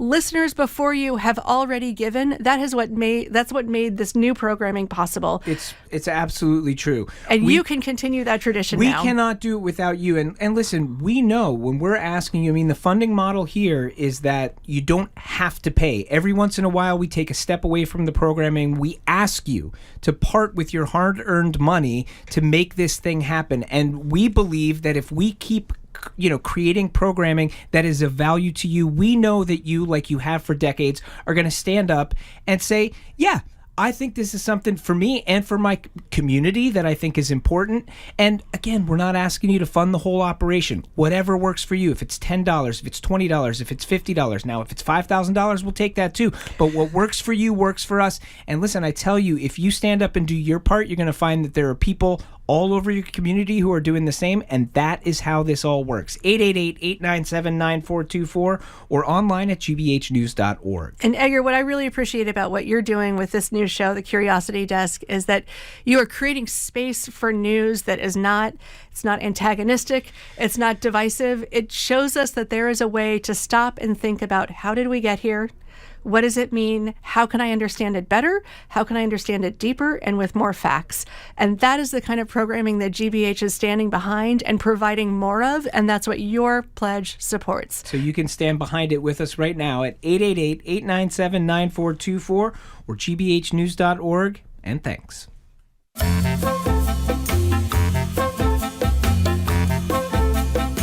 You're listening to The Curiosity Desk on GBH. I'm Edgar B. Herwick III. We're streaming live at youtube.com/GBH News. Okay, so now we don't think of Smellvision as a particularly futuristic technology. The idea has been around in some form or another for a long time, decades. Here's Weird Al, the one and only, joking about the possibility 30 years ago. It's going to change our entire TV watching experience. You'll be able to watch the Food Network and smell the garlic, and you'll cry when they cut the onions. Movies will be a lot different, too. You'll be able to watch Apocalypse Now and actually smell the napalm in the morning. And it'll add a whole new dimension to the eating baked beans around the campfire scene in Blazing Saddles. But when you really do dive in, the question of why can we not really truly figure out recreating smell, well, that sounds like prime territory for us here at the Curiosity Desk. Here to make the case, we're joined by Sandeep Robert Datta. He's a professor of Harvard's Medical School's Department of Neurobiology. Bob Datta, welcome to the Curiosity Desk. Hi, Edgar. Let's talk about Smellvision. Yes, Let's do it. So Smellvision is this crazy idea that when you watch a movie, you should also be able to smell the movie. And strangely, although, in the next decade, we'll start building a base on the moon, we'll probably have nuclear fusion. You can get your lunch delivered by drone. We still don't have Smell-O-Vision. And I think that that's a really amazing thing. Let's talk a little bit about the history of tries of this. I'm always very interested in a concept. Smell-o-vision is an example of one of these concepts where people keep having the idea, right? Like independently over a course of time. Because we don't have it yet, it's not like somebody has necessarily even heard about it. It's like over and over again, a generation goes by and then somebody says, wouldn't it be cool if we could like smell the movies or smell TV? And they try and they try and they try. So take us back, all the way back through to the sort of first attempts at smell-o-vision. Yeah, so people have been trying to do this for more than a century. In the 19th century, in London, folks used to go through the aisles of plays and spritz perfumes to try to give a little ambiance to the plays. And then in 1906, in Philadelphia, there was a silent film that was all about the Rose Parade, which of course features roses. And so in an attempt to spice that up, someone took a cotton ball soaked with rose-scented perfume and put it in front of a fan and blasted the audience with this rose scent. And then 20 years later, right here in Boston, in Fenway, there was the Fenway Theater. And they were playing a movie called Lilac Time, which of course features lots and lots of lilacs. And someone did the same trick, took a cotton ball and sprayed the scent of lilac into the audience. But things didn't really get moving until the World's Fair in 1939. It's always at a World's Fair, yeah, right? exactly. It's the craziest stuff, right? Yeah. So yeah, in 1939, this dude named Hans Loeb showed off for the first time a device that he called Smell-o-vision. And he had a little demonstration, and the idea was that somehow he would use this device, which included what he called a smell brain, to sync up scents with movies that you were watching. And he did a little demonstration of this in 1939, and things got pretty exciting because Disney the next year was going to come out with Fantasia. And so Disney thought that maybe he would incorporate Smell-o-vision into Fantasia. But it turns out that he couldn't do it. And the reason why is because the other big innovation with Fantasia was, of course, that was the first movie that had stereo. Yeah. And so all the movie theaters had to get rebuilt with all these extra speakers, and no one could afford the Smell-o-vision. And so Smell-o-vision went onto the shelf, and we didn't think about smell for another 20 years. And then 20 years later, in the late 50s, there was a technology that was developed called Aromarama. These names are amazing, right? Aromarama. And Aromarama was a technology where basically there were a dozen scents that were blown into a theater through the air conditioning system. And so they tried this out with a movie called Behind the Great Wall, which was about the Great Wall of China. And there's lots of flowers apparently behind the Great Wall. Okay. And so they blew a bunch of perfumes into the theater, and that turned out to be just terrible. So, so first of all, the thing about scents, as you know, is that they linger, right? So sure. You blow some scents into a room and it sticks around forever. And so imagine you're stuck in a hot theater. And scent after scent is being blown in. It just is, it's awful. And so people hated Aromarama. But kind of inspired by Aromarama, Hans Loeb decided to deploy for the first time commercially Smell-o-vision, his version of odors in the theater. And the way he did that was, to avoid the problems of Aromarama, was to put a little port in front of everyone's seat. And so each individual would smell their own little bit of odor. And so he developed a smell track for a movie that I think was called The Scent of Mystery, The Smell of Mystery, something like that. The Scent of Mystery. The Scent of Mystery, right. And it featured about 30 smells. Yeah. And, you'd watch this movie and they'd be little smells that were associated with the clues. Yeah, there was a guy who smoked a pipe. Yes. And he, every time he was on the screen, it was the pipe is smoking. It's I think they're pumping in some tobacco smell here. Exactly. But that also did not work so great. There was a lot of variability in terms of the ways in which people interacted with the smells. Some people thought it was too strong. Some people thought it was too weak. And so that got dropped too. And then, my favorite, in 1981, John Waters put out the movie Polyester. Yes. And, John Waters famously said that his goal in life was to make movies that stink. and Polyester was his attempt to really instantiate that.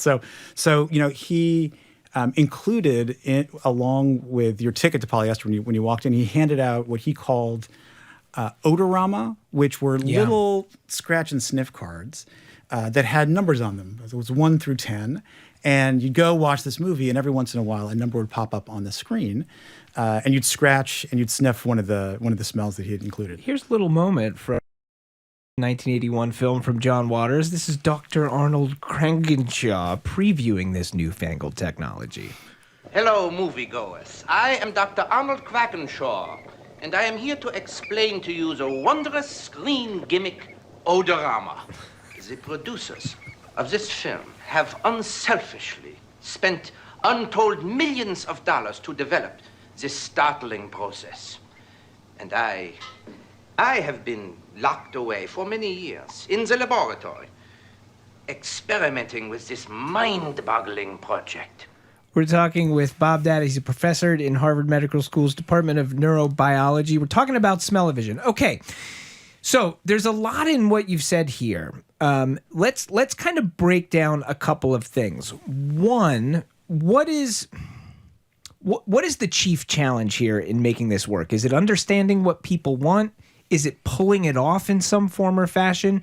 Or is it something to do with the nature of smell itself and why that is a difficult challenge? Let's start with number one. Is this something people want?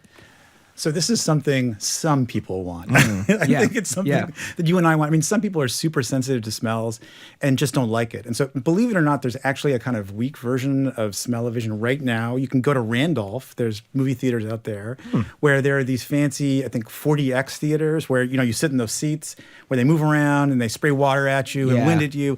And it actually includes some scents. And I myself have not done this, but if you read online, the scents themselves are pretty divisive. Some people can't smell them, some people really hate them, and a few people like them. And so one thing that, as a smell scientist, I know is that people's reaction to scents is incredibly personal.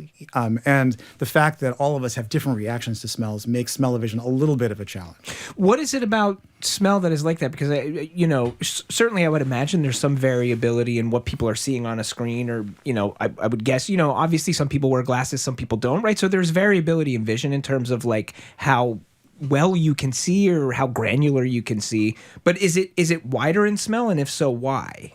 Yeah, so the molecules that your nose uses to smell odors in the world are all different when comparing me and you. So your so-called olfactory genome is very different from mine and is different from everyone else's. And that variability means that the way that you smell the world is actually different than the way that I do. Also, smells are super sensitive to experience. So your personal experience with smell is different from mine. And that means maybe that you love the smell of durian, whereas I might hate that. I might hate that fruit, right? So that accounts for a lot of the differences. Okay. We're talking with Bob Datta. He is a professor at Harvard Medical School's Department of Neurobiology. We're talking about Smellvision. So, okay, people want it. Maybe not. Some people do, some people don't. The challenge of doing it, the challenge of accurately reproducing smell, is that a challenge, or is that something we've got on lockdown and that's not the problem? Oh, no, that's the main problem. That is the problem with a capital THE. That is the problem, and I think that it's such a cool problem, because it really illuminates the way in which smell is a unique sense. Tell us more. All right, so I'm going to explain to you why Smellvision is hard by explaining to you why regular vision is easy. Okay, so we are really good at recording visual images and movies and projecting them. We can digitize what we see. We can project it over long distances. We can recreate it in our living rooms on those fancy OLED TVs we all have, right? Yep. So how can we do that? Why does that work? That works because we understand how our retina, our eyeball, sees light in the world. So you have sensors in your eye that sense three colors: red, green, and blue. Yeah. And every hue that you're capable of detecting is some combination of those three primary colors: red, green, or blue. So not too many variables here. Three of them. Three, that's it. Three. Yeah. And so basically, you can encode every hue as some ratio of red, green, and blue. You can digitize that number. You can send it over the internet, send it over the air, light up red, green, and blue LEDs in your TV, and recreate what you've seen. In a very faithful way. Exactly, right? It looks very real. So what scientists really want to do is understand whether there's an RGB for smell. So is there a set of smells or a set of chemicals that if you mix them together in just the right combination, you could recreate the entire universe of smells? So the elements of smell. Exactly, the elements of smell. And that's a hard challenge. It's a hard challenge in part because every molecule that you can smell has a different size and weight and shape and chemical composition. In fact, scientists estimate that there may be 1 trillion different kinds of molecules in the world. That's 1 trillion with a T. 1 trillion with a T that, that your nose is capable of detecting. And so that's a very big space of things you can smell. That is more than 3. Yeah, that's way more than 3. Okay, so one version of Smell-O-Vision would be having 1 trillion vials with every possible smell, and then playing those all as you kind of went along. That feels financially difficult. Not a thing, right? But what would be amazing is if we could discover that RGB, the base set of smells that combined would create all possible scents, and then deliver them to you flexibly to create a kind of olfactory virtual reality. And that's a thing that people are thinking about now and working on pretty hard, both in the lab and in industry. So I hear what you're talking about. You're talking about a problem that is in some ways a problem of scale. We have many trillion whatever, right? That's right. It is 2026. I hear problem with crunching many numbers or problem at scale, and I go, is this something for AI to solve, right? Because that's sort of where your brain goes right now. You're going, lots of data, lots of numbers. We're trying to parse through it. So how does AI play into this? It must in some form or fashion. Yeah, Edgar, that's exactly right. So the advances that have been made in understanding the ways in which smell might be transformed by your brain into perception, most of that progress in the last decade has been made through the use of artificial intelligence. And so people are generating really large data sets. You can imagine the subjects of these data sets where people are smelling all sorts of things and describing what they smell. Yeah. And then machine learning is taking all that data, and people are building models that allow us to predict with some accuracy, not with perfect accuracy, with some accuracy, what a given molecule is going to smell like. And so what that means is that you can basically go to the lab, synthesize some molecule that has never been synthesized before, that no one has ever smelled before, give it to a human, and make a pretty realistic prediction about what it's likely going to smell like. That's interesting. So when we think about when we think about this sort of problem, so to speak, as you call it, or this challenge, you know, in terms of like saying like it would be cool if we could identify this sort of base number, then that would make Smell-O-Vision possible. But like obviously we would not do this for Smell-O-Vision. What else would it unlock if we could get better at getting to this kind of baseline of understanding of like, here's our elements of smell. What does that do for us besides make a better, more affordable Smell-O-Vision? Well, as a smell scientist, you know I'm going to say to you, the possibilities are endless. They are amazing. But I do think that, you know, if we're ever going to have convincing virtual reality where we as humans sit in virtual worlds and experience new environments, smell is going to be part of that. And I just want to remind you that unlike our other senses, you know, smell is part of our lizard brain. It was the first sense. It's like the oldest of our senses, exactly. Right? It's the first sense that evolved. And it's really deeply connected to our emotional and our memory centers. And so I'm sure, you know, I heard on your last segment, you talked a little bit about aromatherapy. Yeah. Right? You know, there's something that's real about that. You know, we don't have a lot of data, but it's clear that different scents connect to us emotionally. And it's also clear that if you lose your sense of smell because of like COVID or something, often people are left a little bit emotionally bereft as a consequence of that. And so I think there really is the potential to enrich our lives as humans, you know, and potentially use things, technology like Smell-O-Vision, you know, to help with a variety of therapies, you know, for folks that are depressed, and to give us a better sense of how we can, and these technologies will give us the ability to, I think, better recreate our world, which I think itself is going to be very useful. How much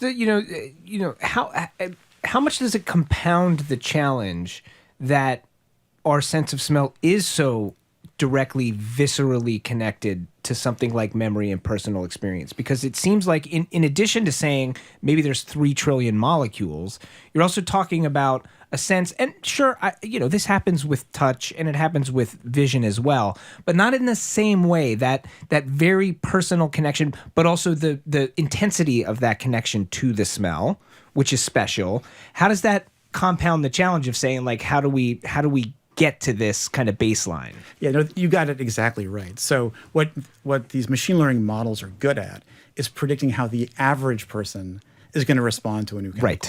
Right. Right.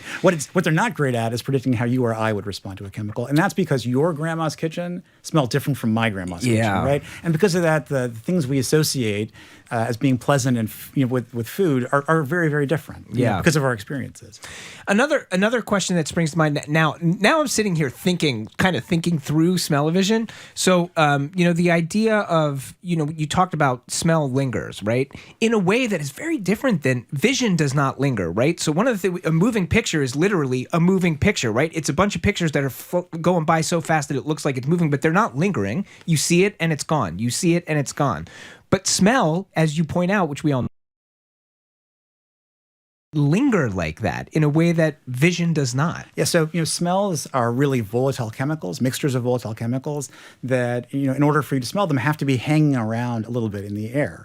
In the real world, we're always moving around and there's always wind. And so smell is carried to us in plumes that dissipate odors. But if you're in like a small movie theater, you're getting a bunch of odor, blown at you, the odor is going to tend to stick around. It'll stick to your clothes, it'll stick to your nose, it'll stick to everything. And it's hard to get rid of. And so one thing that scientists are thinking of, a really futuristic thing scientists are thinking of, is building Smell-O-Vision without odors at all. So one possibility is to somehow stimulate the centers in your brain that are responsible for responding to smells. There's a part of your brain called the olfactory bulb, and people have actually done that already in very crude ways. So you can use techniques to attach a little gizmo on top of your nose and actually stimulate neural activity in your olfactory bulb. And thus far, people have been able to elicit 4 total smells. And they're not very impressive. I think one's trash, one is air, I think one is kind of poop-like. So it's not like the whole universe of smells has been commanded, by stimulating your brain. But I think people are beginning to think that maybe to get past the problem of odor delivery, we should just stimulate the brain directly. All right. So only 2.9999999 trillion to go. We've got 4 on lockdown. That's great. That's All right. We were speaking with Sandeep Robert Datta. He's a professor in Harvard Medical School's Department of Neurobiology. Thank you, Bob. Thank you. Curiosity Desk is produced by Aidan Connolly, Rachel Armani, Olivia Corcio, Hannah Loss, and Nicole Garcia. Patty Daniels is our steady hand. Our engineer is John LaClaw Parker. Special thanks today to David Goodman and Andrew Masua for their audio engineering prowess. Stick with us at 2 o'clock. The Culture Show is coming at you. They've got their Wednesday watch party. They are rewatching Fargo. I hope you rewatched Fargo, don't you know? All right, I'm Edgar B. Herwick III. Thank you for listening. We'll be right back here with you tomorrow on 89.7 and streaming on YouTube. And good afternoon, I'm Mark Cohen. This is our winter membership drive. Your contribution has never been more important as we work to secure the future of NPR and GBH News that you trust and rely on. The best way to give is by starting a monthly sustaining membership. Easy to do when you go online at gbhnews.org or by calling us at 888-897-9424. Again, I'm Mark Cohen. I'm joined by Melissa Jones. We're looking for just 7 folks to join in with us in the next 6 minutes. We're looking for those folks to join us because trusted news is the cornerstone of a functioning democracy, and GBH and NPR are committed to delivering it. But we can't do it alone. So your contribution right now helps us fight misinformation and deliver the truth to our communities. Every gift matters. Your gift matters. 6 minutes to go. 7 people left to give. Be one of those 7. Won't you please? gbhnews.org or 888-897-9424. And of course, today we've been talking about the Eton Emergency Radio. And if you're curious about what all this Eton Emergency Radio stuff is about, well, we encourage you to join us at just $10 a month on our Sustainer plan. It'll be our way of saying thank you for your ongoing gift. It's a special limited offer for today, only $10 a month or a one-time gift of $120. One of our most popular thank you gifts, and you'll find out why when you make your show of support for Edgar, the gang, and all of us here at GBH. We thank you in advance for that. Check it out. We got a picture of it for you online at gbhnews.org or call us at 888-897-9424. And as Mark was just mentioning, that's a sustaining gift of $10 a month. Sustaining means you just choose an amount that works for you. We're suggesting $10 right now. You choose a bank account or a credit card to make a monthly contribution. You share that information with us. And that's it. Your support in GBH is ongoing, and frankly, that is the best way for GBH to receive your support, and is the easiest way for you to give as well. And I'm a sustainer. I find I get to be more those smaller monthly gifts. So join with me and thousands of other people who sustain by giving us a call at 888-897-9424 or going to gbhnews.org. And since the elimination of our federal funding, almost all of our operating budget comes from community support. So your contribution, added with others, that's how we'll keep this independent source for journalism on the air and available to all. Your contribution has never been more important than it is right now. So we're asking you to take a stand, cast a vote for GBH, and give what your budget allows. Online, look for the donate button at gbhnews.org or call us at 888-897-9424. We've got some thanks to a friend in Cranston, Rhode Island, Paula in Hull, who says it's a great organization and she's been supporting for 25 years, and Gregory in East Providence, Rhode Island, who says, I love Jim and Marjorie, I love the programming, I love the Curiosity Desk. I rely on GBH for my news and for factual information. Thank you, Gregory, for those wonderful comments, especially for our fun new show, The Curiosity Desk, and all of the folks who are supporting right now. We've got just 4 more to go in the next couple of minutes.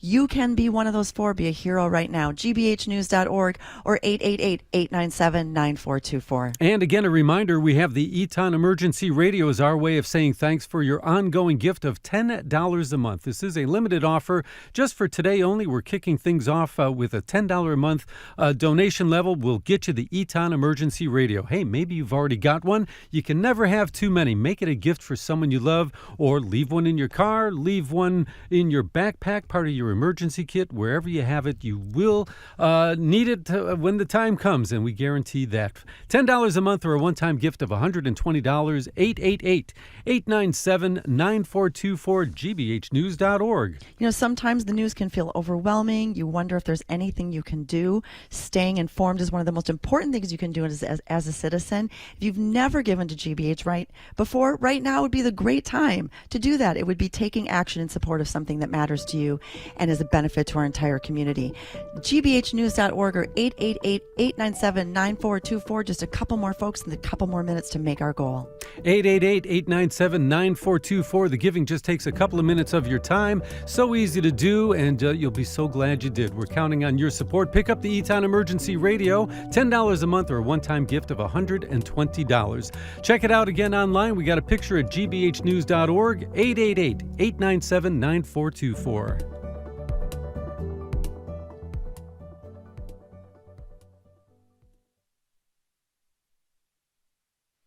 What's trending? What's interesting? What's going on around town? We're talking all things arts and culture on The Culture Show, next on GBH 89.7.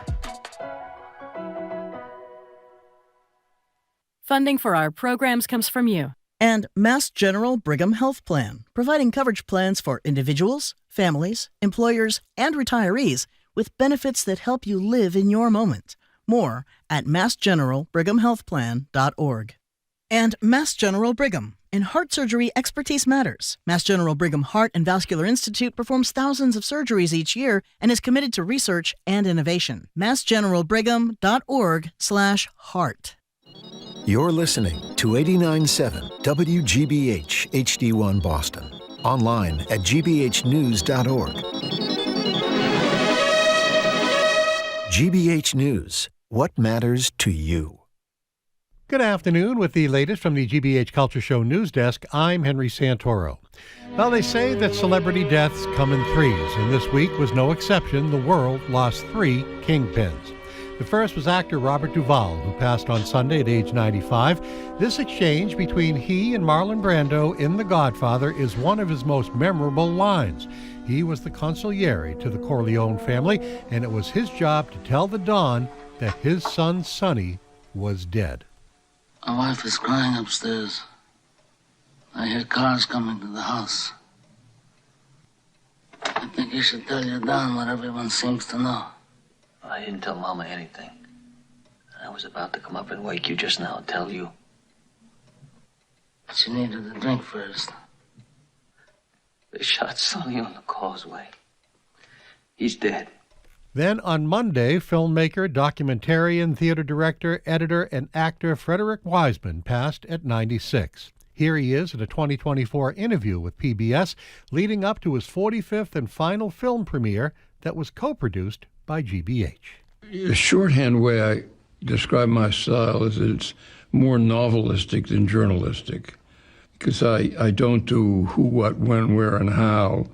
For example, if you're reading The Sun Also Rises, you don't expect Hemingway to tell you what he thinks of the characters, but he tells you what he thinks of the characters by their action and their dialogue. Also leaving this mortal coil was civil rights activist, politician, and ordained Baptist minister Jesse Jackson, who passed yesterday at age 84. In 1971, Reverend Jackson was on PBS's Sesame Street, leading the Sesame Street kids in a beautiful call and response, reminding them that every child is somebody. I am somebody. People are beautiful. We are people. Therefore, we are beautiful. Beautiful children will grow up. And make the whole world beautiful. Right on. Big thanks to the GBH Archives for the Wiseman and Jesse Jackson sound. I'm Henry Santoro. Next up, The Culture Show with my friend and yours, Jared Bowen, live at the Boston Public Library. The Culture Show is made possible in part by a generous contribution from the Fiducia Fund, proud to support this station's arts and culture programming.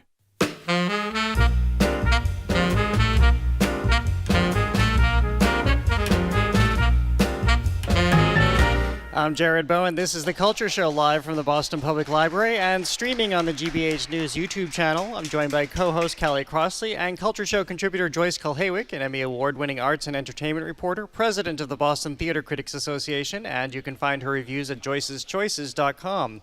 We're kicking off another Culture Show Wednesday watch party.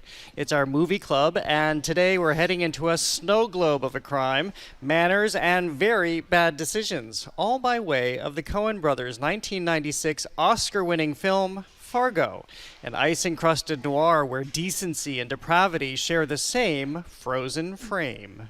Once upon a time, there was a salesman called Jerry Lundergaard who always dreamt of striking it rich. Wade, have you had a chance to think about that deal I was talking about, those 40 acres there in Wayzata? Jerry, we're not going to just give you $750,000. No, but see, So, we all set on this thing then? You want your own wife kidnapped? But in a place called Fargo... Mr. Lundegaard, I'm a police officer from up Brainerd investigating some malfeasance. Anything can happen. Well, 30 years later, Fargo has become a cultural touchstone. It launched catchphrases, inspired a long-running television series, and forever changed the way we think about a wood chipper. It also gave us one of the all-time great screen heroines, Marge Gunderson, a Minnesota police chief who solves brutal crimes with down-home determination and resolve, all while being very pregnant and very chipper. See what I did there? In 2026, we're asking you, does Fargo still hold up? Is it a crime thriller, a satire, a Midwestern character study, or something even stranger? We're opening up the lines and asking, what does Fargo mean to you? How does it play now? Call or text us at 617-300-3838. Again, our number is 617-300-3838. Or if you're here at the library, we have a mic here for the crowd. You can just step up and offer your thoughts on the film. So we have all watched it. Like all of these, I think I had not seen it since I first saw it many, many years ago. This, I think, is a pitch-perfect film. It is flawless. There is absolutely nothing wrong with this film. I would have to agree. Me too. So we're all on the same page there. It was so remarkable to look at it and go, wow, look at all this stuff that just really comes back into play. And it's, Coen brothers all the way. It's great. It is not dated in any way. It's so still universal. It still shocked me. It still made me laugh. it made me wish for a whole fleet of Marge Gundersons out in Minnesota, I'll tell you. Yeah. Which, of course, she won the Oscar for. And for people who haven't seen it, let me try to do a quick encapsulation, which is where we find William H. Macy as Jerry Lundegaard. He's a car salesman. He hires two men, Peter Stormare and Steve Buscemi, to kidnap his wife just so that they can collect a ransom that he can basically share with them, with him taking the large bulk of it for himself because he's in some sort of debt when things go horribly awry. And Marge Gunderson, again, Frances McDormand, is 7 months pregnant, the police chief, and in just this level tone begins to investigate what's happening in the snowy confines of mostly Minnesota, mostly not Fargo, but mostly Minnesota, and all sort of chaos and hilarity ensue. So maybe we should start there with talking about Frances McDormand, since she's already come up a few times. And here she is. I'm going to pick out my favorite, something I've been quoting ever since I saw the film so many years ago. Okay. Here's the pregnant police chief, Marge Gunderson, putting together the pieces when she first comes across the scene of the crime. Okay. So we got a trooper pull someone over. We got a shooting. These folks drive by. There's a high-speed pursuit. Ends here, and then this execution type deal. Yeah. I'd be very surprised if our suspect was from Brainerd. Yeah. And I'll tell you what, from his footprint, he looks like a big fella. You see something down there, Chief? No, I just think I'm gonna barf. Jeez. You okay, Margie? Yeah, I'm fine. It's just morning sickness. So let's talk about what struck me. We'll get to the accents and all of that in a moment. But what struck me is basically how unfazed most of the people in this film are, especially Marge Gunderson, who kind of keeps this level, bright-eyed perspective on the world despite coming across as a totally horrific crime. Exactly. She is the level playing field all the way through. And you got to know that this kind of stuff doesn't happen all the time. But, and as a matter of fact, when she got the phone call, she says, oh, okay, well, be there in a jiff.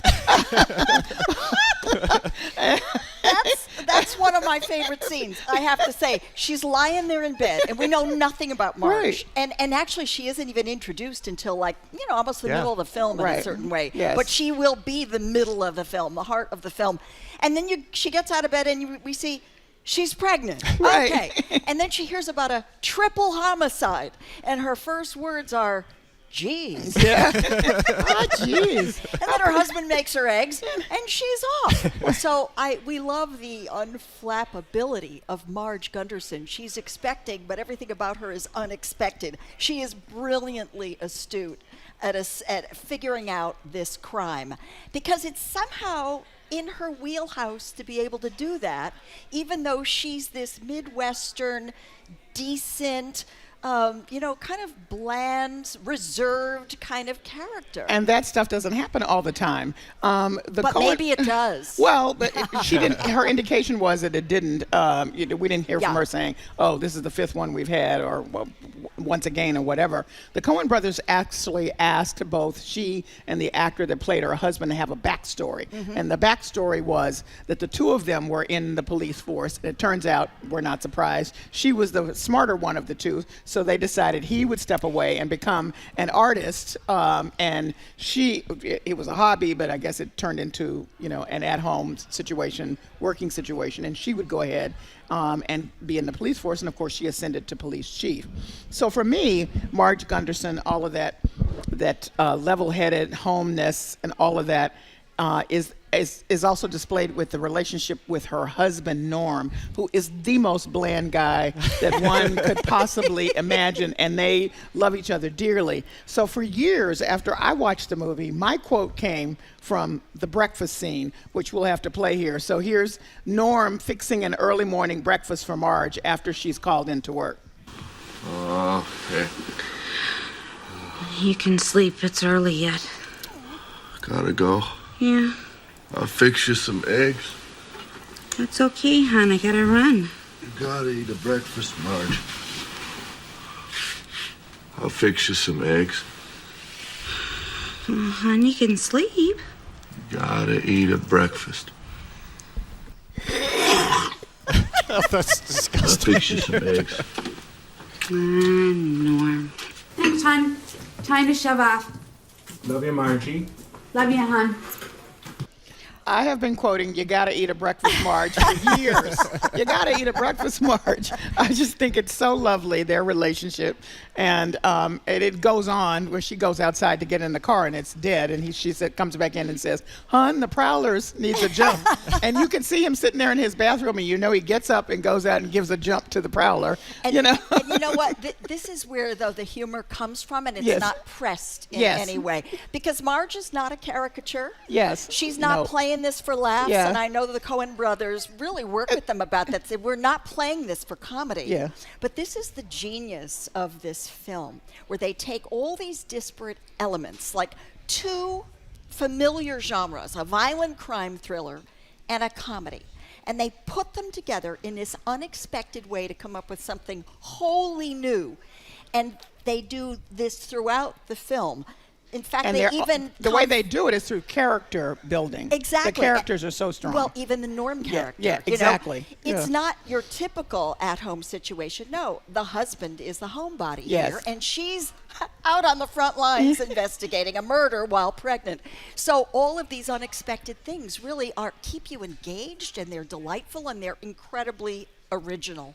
Well, speaking of the originality, and by the way, again, we're talking about our Wednesday watch party in the film Fargo on the occasion of, all the snow we have here in the Boston area. And for its 30th anniversary, you can call or text us at 617-300-3838. Again, 617-300-3838, or come up to the crowd mic we have here at the library.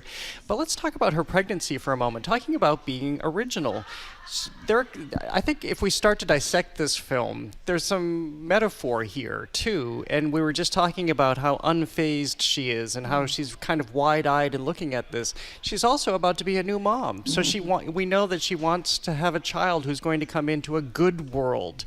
Is there a good world? Is it literally a good world, or if it's blanketed in white, as we see Minnesota and Fargo are with this film? Yes, it can be played for laughs because she's trucking along 7 months pregnant, but we know her state of mind as a woman about to have a child. Well, I think the theme that runs through it, and certainly is at the end of it, we get the sign off and the underscoring, is that she is very content with her life.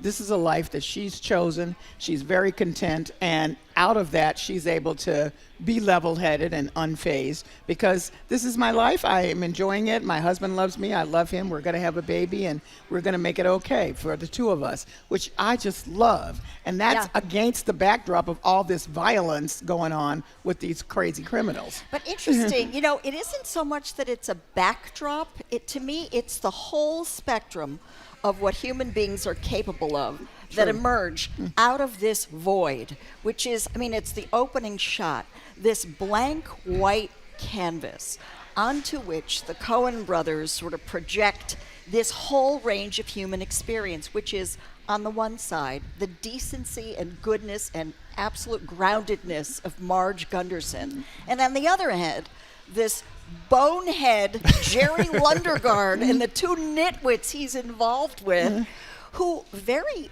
offhandedly and without thinking commit the most violent, gruesome crimes. And I think that's really what this is about. It's really about a blank canvas onto which they project, the Coen brothers, they won Best Original Screenplay for this, the whole range of what human beings are capable of. I have no worries about Marge being a new mother. That woman is grounded. And Jerry Lundegaard, well, what an idiot, right? She is the opposite of him.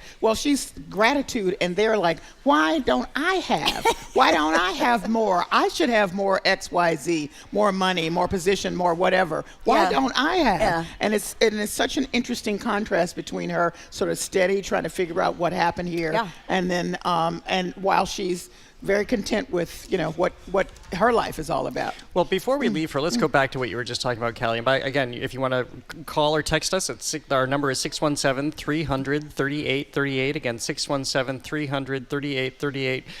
I don't think it gives anything away to just skip to the end of the film where we see her, again, distilling life. Here's Marge talking to the ever-silent Gare, he of woodchipper fame, after arresting him for his numerous crimes.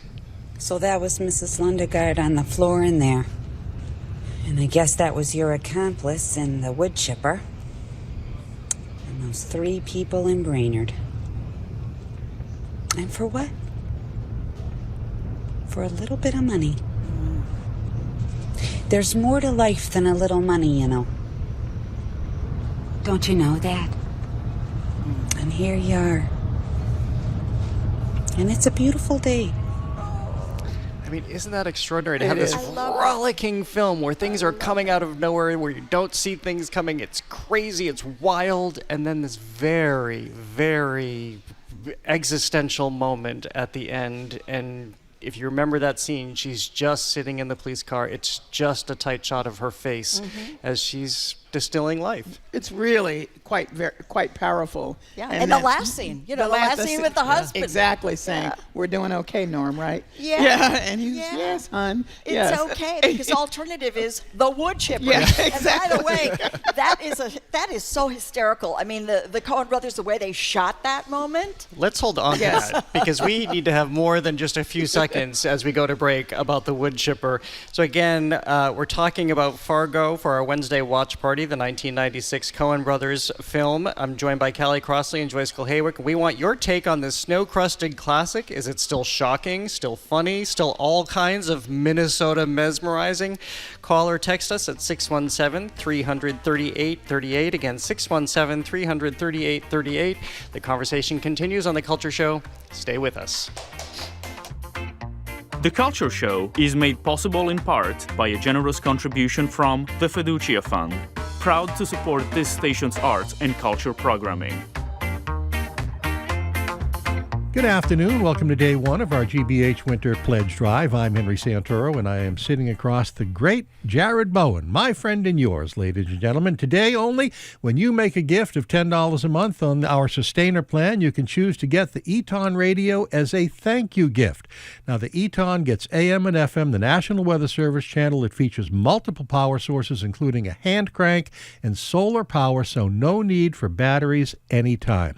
How much? $10 a month or $120 all at once.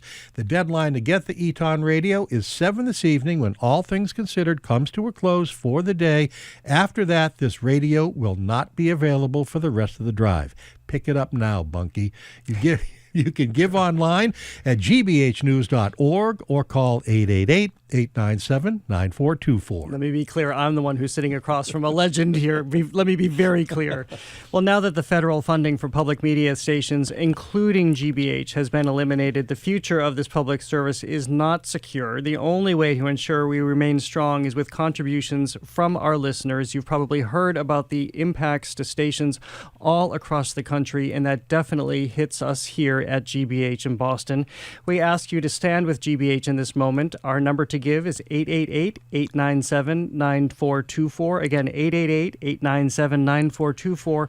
Or you can give online at gbhnews.org. The amount is entirely up to you. We're happy with whatever you'd like to donate, $10 or $15 a month, more if your budget allows. It only takes just a few minutes. 888-897-9424 or gbhnews.org. Listener support really matters, especially to those of us here at the Culture Show. I think you just need to look around and you see that there is not a lot of arts coverage in this country. A lot of it has gone away. You just look at what happened to the Washington Post recently.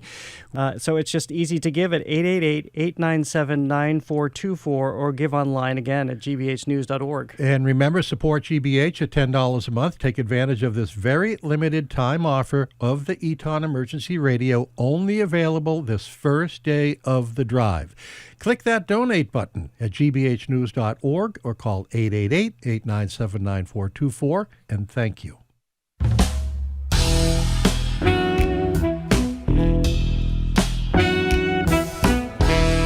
I'm Jared Bowen. This is The Culture Show, live from the Boston Public Library and streaming on the GBH News YouTube channel. If you're just tuning in, welcome to our Wednesday watch party. Today we're revisiting Fargo, the 1996 film that won Frances McDormand an Academy Award and cemented the Coen brothers' reputation for blending bleakness with bone-dry humor. It's a story about greed and incompetence spinning out of control, but it's also about goodness, about Marge Gunderson's steady moral compass in a world that's in moral decay. We want to hear hear from you. Does Fargo still hold up? Does the violence resonate differently now? Is Marge still one of the great screen heroes? If you have experience working in a car dealership, we want your take on how Jerry descended into debt, because at the Culture Show, none of us can really figure this part out. Yeah. Call or text us at 617-300-3838. Again, that number is 617-300-3838. Or you can step up to the crowd mic here at the Boston Public Library studio. Well, Joyce, you just teed up the wood chipper, which is so famous now that if you go to Fargo, North Dakota, it is part of the visitor center. I haven't seen it, You're but kidding me. I was supposed to go there during the pandemic. I had a trip Oh my planned. God! Right near Paul Bunyan and Babe the Blue Ox Yeah, exactly. and the wood chipper. Which apparently Paul Bunyan is no longer up, and they built that for the film, but it's no longer up. But the wood chipper is they've embraced it in Fargo. So my trip got canceled because of COVID, so I still need to get there. But anyway, let's just talk about this moment. I mean, this bizarre murder with a wood chipper, and now it is part of our lexicon. You can't mention the phrase wood chipper. Yeah, well, try to think of a more gruesome, horrible, bloody, disgusting way, brutal way to kill somebody, and they make it funny. Yeah. Oh my gosh. I mean, you got to see that shot. Yes. You don't know what he's doing, but there's blood sprayed all over the white snow. Exactly. One socks. And on the then foot. one leg, one foot. And a sock. Oh, it's really. And the Coen brothers are so violent. And so this is one of the few films that I can watch without having to, like, hide in the corner. Well, it's true. I'm thinking about Blood Simple and, No Country for Old Men. Yes. No. Yeah. But also so hilarious as a device. I mean, I know what I'm saying. Don't email me, because I'm not advocating wood chipper mangling. And it's not trying to be hilarious. No, right. It's just, I mean, and we need to talk about the cinematography just for a gorgeous. little bit. I mean, Roger Deakins, it's Yes. gorgeous, but it's also very plain and simple. Yes. They often didn't want to move that camera. There's these beautifully composed static shots because they didn't want to make it all actiony and stylish, because they wanted the action, the plot, to speak for itself. And the characters. And the characters. Yeah. Oh, well, we Yeah. should talk about those characters. Because the Coen brothers know these people. They grew up outside of Minnesota, which I did not remember. I They didn't grew either. up in the burbs. Yeah. Yes. And they based this on people that they really knew. They were very familiar with that accent, which they knew really well. And they described the accent as being sort of Nordic, with those short phrases and that kind of reserved cadence where everything is very polite and you don't want to offend and there's no confrontation. This is their vocabulary. This is their rhetoric. Well, I will say that of the three of us, I believe I'm the only one who's lived in North Dakota. Yeah, I have not. I've never even been. How dare you speak for me, who has not lived in North Dakota? I lived in Grand Forks, North Dakota as a 6th grader. Oh, and? Yes. I mean, there's very much, the vibe. I mean, I wasn't looking for all the vibe that it comes back to you. That's 75 to 80 miles north of Fargo, which is where the movie starts. And then it ends up in Minnesota. But I just wanted to say that a lot of the energy that they put into giving you the Midwestern and particularly that part of the country vibe is really true. So at the beginning of the film, when the wife is unkidnapped and they're just having a regular meal, I can assure you that she was making a casserole that would likely be called a hot dish, because that's what you'd call a casserole in Minnesota, okay? When Marjorie comes in for lunch, I bet none of you all caught this, before she goes in to have the Arby's the buffet?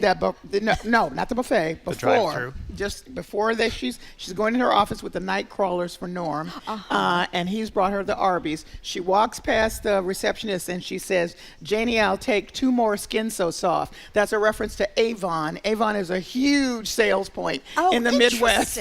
Yes, and Skin So Soft, as some people may know, is thought to be a really good mosquito repellent in addition to a good lotion and all of that. Yeah, and moisturizer for that dry temperature. But and then all of those brands. All of that. All of those and brands. she says that going into her office, and then of course there is the cafeteria scene. Those kinds of cafeterias are really, really popular. And to see her plate piled up as high as it was, was really, it was humorous she is and eating true. for 2, but even so. Well, Norm was kind of that's big. true. Well, I want to come back to this because food is a character here. In fact, it made me really hungry. But let's start to bring in our callers. And again, if you want to call, our number is 617-300-3838. Let's go to Anna in the car. Hi, Anna. Hello. Hi. How are you? We're well, thank you. Thank you for calling in. Have you just watched it recently? I actually watched this movie initially when it first came out, and then I watched it again last year. My Netflix reminded me of it, and I just enjoyed it so much. And I was pointing out that the screenplay is written so well, and the archetypes are so clearly defined, but really, it's also up to the actors to really portray and convey those characters. And I think Stephen Buscemi is just outstanding as the bad guy. Yes. And he's just so funny. But something that I was taught, I'm a writer also, is that, and an actor, that even with an antagonist or protagonist, there has to be something you have to like about every character you write. Yeah. So, as much as we are, not liking the bad guys, you're still enchanted by them, and you can't. I can't wait to see what they're going to say next and do next. Well, Anna, right? thank you so much for the call. It's a perfect moment to look at Steve Buscemi in this film. And here's Carl, the talkative criminal, played by Steve Buscemi, en route to the Twin Cities with his co-conspirator Gare, played by Peter Stormare. I'm sitting here driving, doing all the driving, man. Whole f***ing way from Brainerd, driving, just trying to chat, keep our spirits up, fight the boredom of the road. And you can't say one f***ing thing just in the way of conversation. Oh, f*** it, I don't have to talk either, man. See how you like it.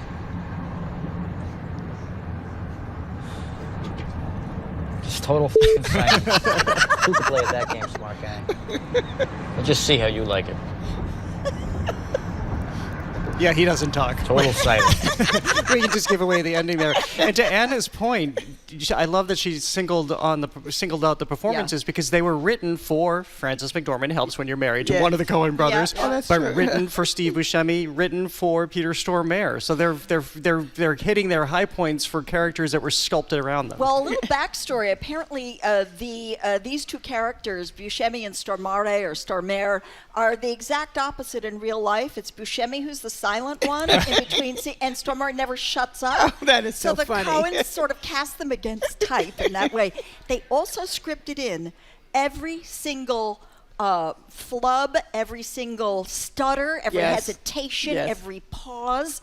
And William H. Macy had to really manage that. I mean, when he's sort of, trying to make up stories and while he's trying to put something over on people, like selling them that clear coat on a car, when, that's just baloney.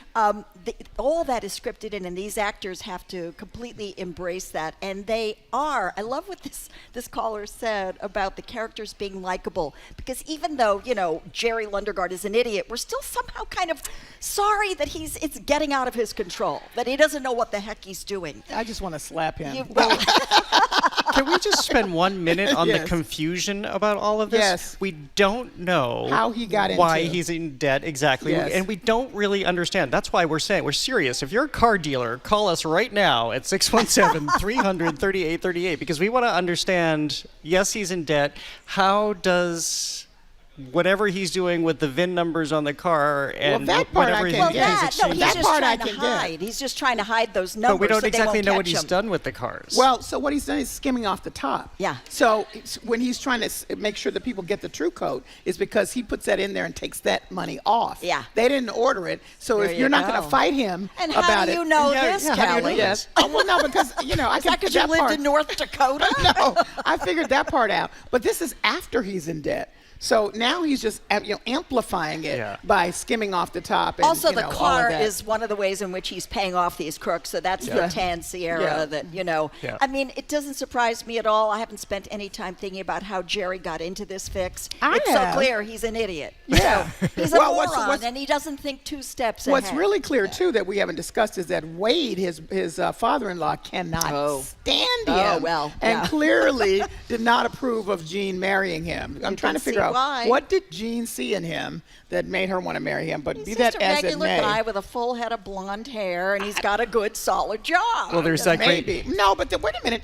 Her dad owns the dealership. Yeah. So really, he works for her dad. Yeah. So well, it's all in the family. That was so typical. Well, not all in the family, because there's that great line when William H. Macy says he wants to make more money for the family. Oh, I'll quote it. Here it is. This could work out real good for Patty and Scotty. Patty and Scotty never never have to worry. Wade says. Not Jerry. And I was like, wow. Ooh, ouch. All right, let's go back to our callers. And Paula calling from Newburyport. Hi, Paula. Hi, I'm so enjoying hearing all these things. It makes me want to see it all over again. I haven't watched the movie in probably decades, but it's one of my all-time favorites. And the one scene I haven't heard you mention, and it's really resonated with me forever, is the scene where Marge is interviewing the two kind of down and out prostitutes. Yes. And I never got over it. She treats them as if they were two members of the junior league and is just as respectful and kind to them and winds up getting all this information out of them that really helps her.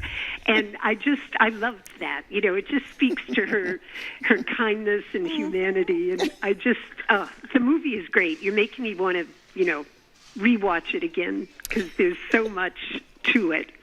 Well, Paula, I can tell you, I had a little trepidation when I went back to watch it because, like you, I saw it, as I mentioned, a long time ago, and I thought, what if it doesn't hold out? This would be crushing to me. But no, it's even better than the first time I watched it. So I hope you'll go back and look at it. Yeah, that kindness and decency, more relevant now than ever before and more exactly. needed. We need it. Paula is like a producer on the show because we happen to have the clip she was just talking about. Here's Marge talking to the two young women who spent the night at the Blue Ox truck stop with would-be kidnappers Carl and Gare. I want you to tell me what these fellas looked like. Well, the little guy, he was kind of funny looking. In what way? I don't know, just funny looking. Can you be any more specific? I couldn't really say. He wasn't circumcised. Was he funny looking apart from that? Yeah. So, you were having sex with the little fella then? Uh-huh. Is there anything else you can tell me about him? No. Like I say, he was funny looking. More than most people, even. You know what I just realized about that clip, too, is that Frances McDormand playing this character, she rushes through that line. So you were having sex with the little fella, as if she almost doesn't want to talk about that part. And then her cadence slows down again for the rest of the interrogation. So much thought given to this performance. The other thing is that these two girls are so comfortable talking about what they did. They're just a couple of hookers who had sex that night, and they're just very cheerful about it. And this is just what they do. And Marge is taking it all in, and they want to be helpful. Everybody like this. And a little fun fact: the first one that spoke, who says he's a funny-looking guy, that was Frances McDormand's voice character coach for the accent. Oh, I didn't know that. Yes, she worked with her. And the other thing I'll mention, because you mentioned she, of course, is from Minnesota. She knows a dialect. Joyce, you mentioned the Coen brothers are from Minnesota. John Carroll Lynch who played Norm, her husband. Of course, he's on Broadway right now, still at it. They pulled him out of the Guthrie Theater in Minneapolis, which, of course, is one of the country's great regional theaters. So they really did. The Coen brothers were so careful in a loving way about how they portrayed their hometown. Well, let's take one more call before we go to break. We'll go to Shirley calling from Waltham. Hi, Shirley. Hi. So the wood chipper scene was actually listed from a true story. Happened in Newtown, Connecticut, where an airplane pilot decided to murder his wife, put her in a household freezer, and then brought her to the Housatonic River and put her frozen body through a wood chipper. So I think I read an interview with the Coen brothers where they said that's where they got the idea from. A few years later, a place in Simsbury, Connecticut, that had a Halloween ride. The very last exhibit at their nighttime Halloween ride was a wood chipper, and they were actually shooting cooked macaroni through it, but it was landing on everybody in a hay wagon, and the sign said, divorce Connecticut style. Oh my gosh. That's awful. So funny and sad. Yes, no kidding. Thank you for calling because I hadn't been aware of that little bit of trivia. They do say at the beginning of the film, about this being a true story, but which that's of a course lie. it's not. But they did that to engage people, the viewers, so that you would, because you pay attention more when you think. Right. But in fact, but they didn't even tell the cast until the end. No, they 3 weeks in, and then they told the cast that it wasn't. That it wasn't real. That it wasn't real. Oh. Correct. So the other case that they based it on was the kidnapping of the wife, and that was Piper, she was in, and that was a real story, and she came back alive. They were able to get her in the end. And we know that yeah. these aren't the only wood chipper kidnapping stories, No, and everything but one they put can those think of together. under the sun has occurred. Yes. And they put them all together in this incredibly brilliant original piece. All right. Well, we certainly hope it doesn't continue to occur in just talking about this. Right. When we come back, we're going to take a little break, and then we're going to talk about Mike, this weird scene that happens with her with an old friend. We'll get to that as soon as we come back. We're talking about the 1996 film Fargo. I'm joined by Callie Crossley and Joyce Kulhawik. You can call or text us at 617-300-3838. The conversation continues. Stay with us.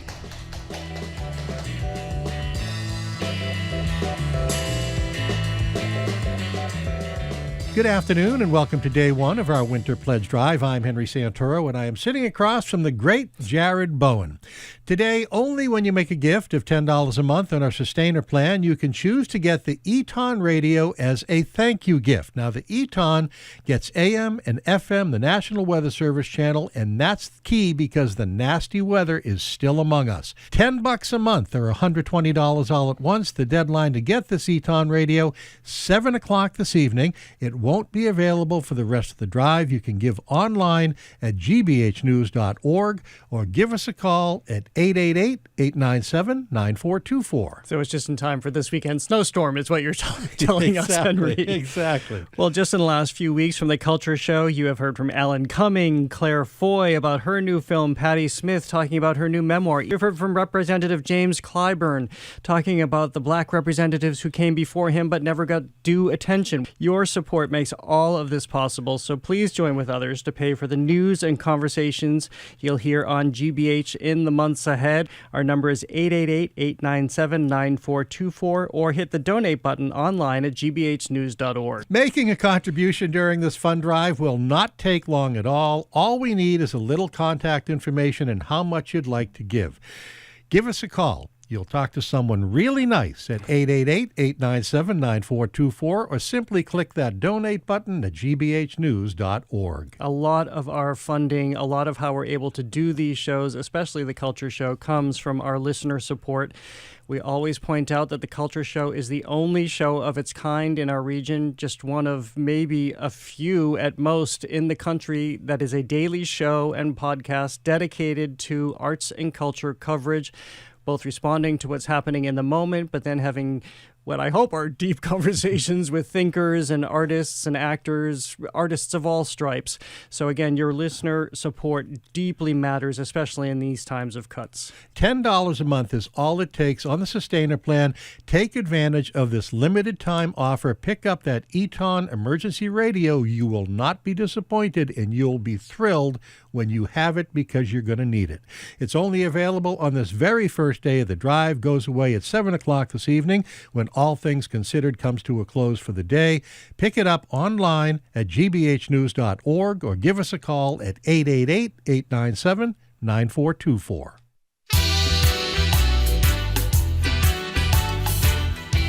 I'm Jared Bowen. This is The Culture Show, live from the Boston Public Library and streaming on the GBH News YouTube channel. For this month's Wednesday watch party, we're revisiting Fargo, its flat horizons, high snowbanks, and a kidnapping that goes spectacularly wrong.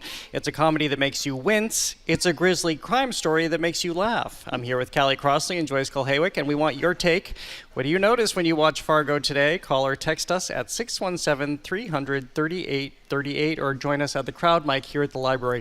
So there's this one scene in the film, and I couldn't wait to get to this scene when I just rewatched it the other night because I remember it having such an impression on me because I couldn't quite decode it. So this is when Marge goes to Minneapolis and she's at the Radisson, which is like another character in this film, and she meets Mike Yanagita, played by Stephen Park, an old high school friend of Marge's who tries and fails to reconnect with her. Well, what about you, Mike? Are you married? You got kids? Yeah. Well, I was married. I was married to... You mind if I sit over here? I was married to Linda Cooksey. No, why don't you sit over there? I prefer that. Huh? Oh. Okay. Sorry. Oh, no, just so I can see you. Don't have to turn my neck. Oh, sure. I understand.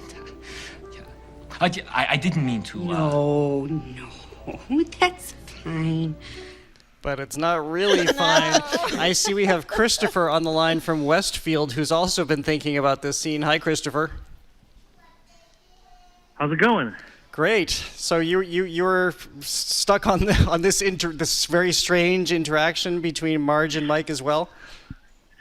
Yeah. So I'm a professor of cinema and media studies out here on the west side of the state, and I teach Fargo all the time. And this is the one scene that my students always ask me about because it seems like a MacGuffin, but it's actually one of them. It's a pivotal role, a pivotal scene that actually fuels the rest of the movie. Yes. And how do you mean? What for you turns at that moment? Well, because when she first sees Jerry, she's suspicious of him, but then it's Mike's deception. When she finds out later that Mike was basically BSing her, it makes her more suspicious and has her visit Jerry one more time before she leaves. And that's what helps kind of propel things forward. A great observation, Christopher. Thank you for calling. Yeah, and so there's that pivotal plot point, but it's also that scene is so well played because as I say, this discomfort before I really understood, frankly, what was happening, sat with me for all this time. Well, I think it's interesting that I completely blanked it out until I looked at it again, and I said, "Whoa, well, where was I with this?" Because I couldn't really process it, I guess, or didn't want to when I first watched it. And then I was so taken because I'm taken with Marge and how she comports herself about how she handled that situation with so many women have to deal with a lot.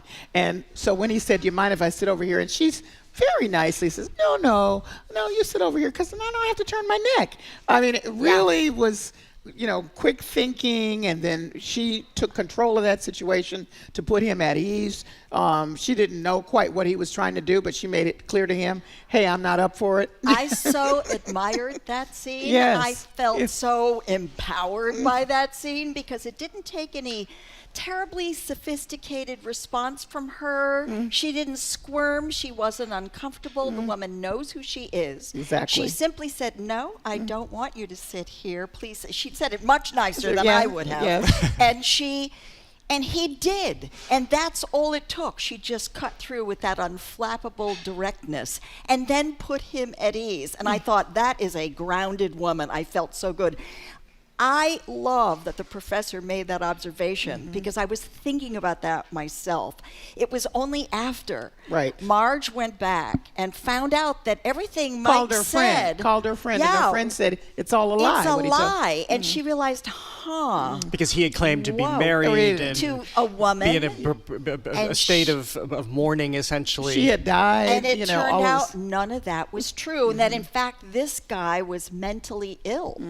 And then she started to think, wait a minute, I need to go beneath the surface again, and I'm going back to Jerry Lundegaard, and that's when he got really flustered. So it was an interesting way to move the plot along, but it did give you another angle on Marge about her being completely at ease in any situation and being able to handle anything. Well, I would argue, based on his response in that scene after she sends him back to the other side of the table, that she's essentially dismantled him because his whole demeanor changes when he knows that he has just been put in his place by a woman who did it so carefully and artfully and nicely, but she didn't see coming. Well, in that way, it's certainly a foreshadowing, isn't it, of how she's going to dismantle the whole thing and really get under Jerry's skin. And remember that when she finally has that meeting with Jerry, that next meeting with Jerry, and then he starts to get really animated with her, that's the only time when we see her just a little bit say, "Sir, don't get snippy with me.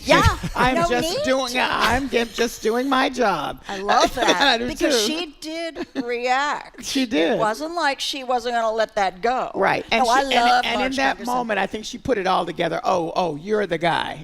You're totally lying now. No, this film, I love Marge. Well, here's another example of how she has different techniques for dismantling different men. So let's go to the scene you were just talking about. Here's Marge interrogating Jerry, William H. Macy, at the dealership about the missing tan Sierra as he attempts to distance himself from the myriad crimes committed on his behalf. I'm not arguing here. I'm cooperating. And we're doing all we can.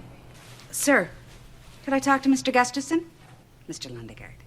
Well, heck, if you wanna play games here, I'm working with you on this thing here, but okay. I'll do a damn luck count. Sir, right now? Yeah, right now. You're darn tootin'. So damn important to you. I'm sorry, sir. Ah, what the Christ. Pete's sake, he's fleeing the interview. He's fleeing the interview.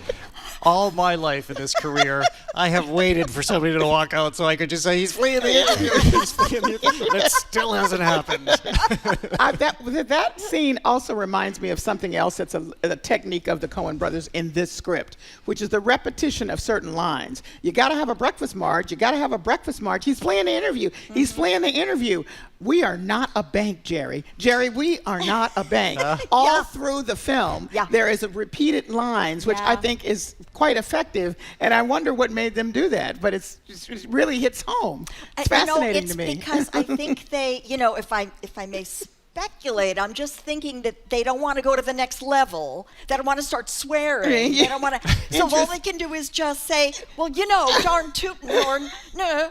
Or we are not a bank, Jerry. We are not a bank. Well, I don't know. I'm just thinking. Let's go to an authority on this subject, shall we? And go to Rose calling from New Hampshire. But Rose hasn't always been in New Hampshire. Hi, Rose. Where did you grow up?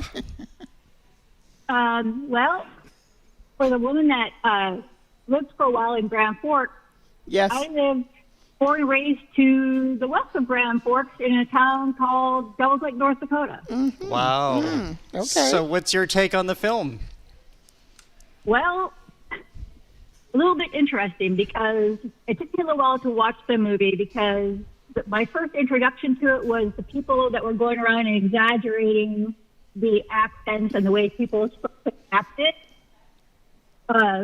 Because the people, I was going to class at that time in college, and they were like, oh, these people up in the Midwest, they're really stupid. And they really act stupid. I was like, oh, I'm not going to watch a movie like that because that's not how we are.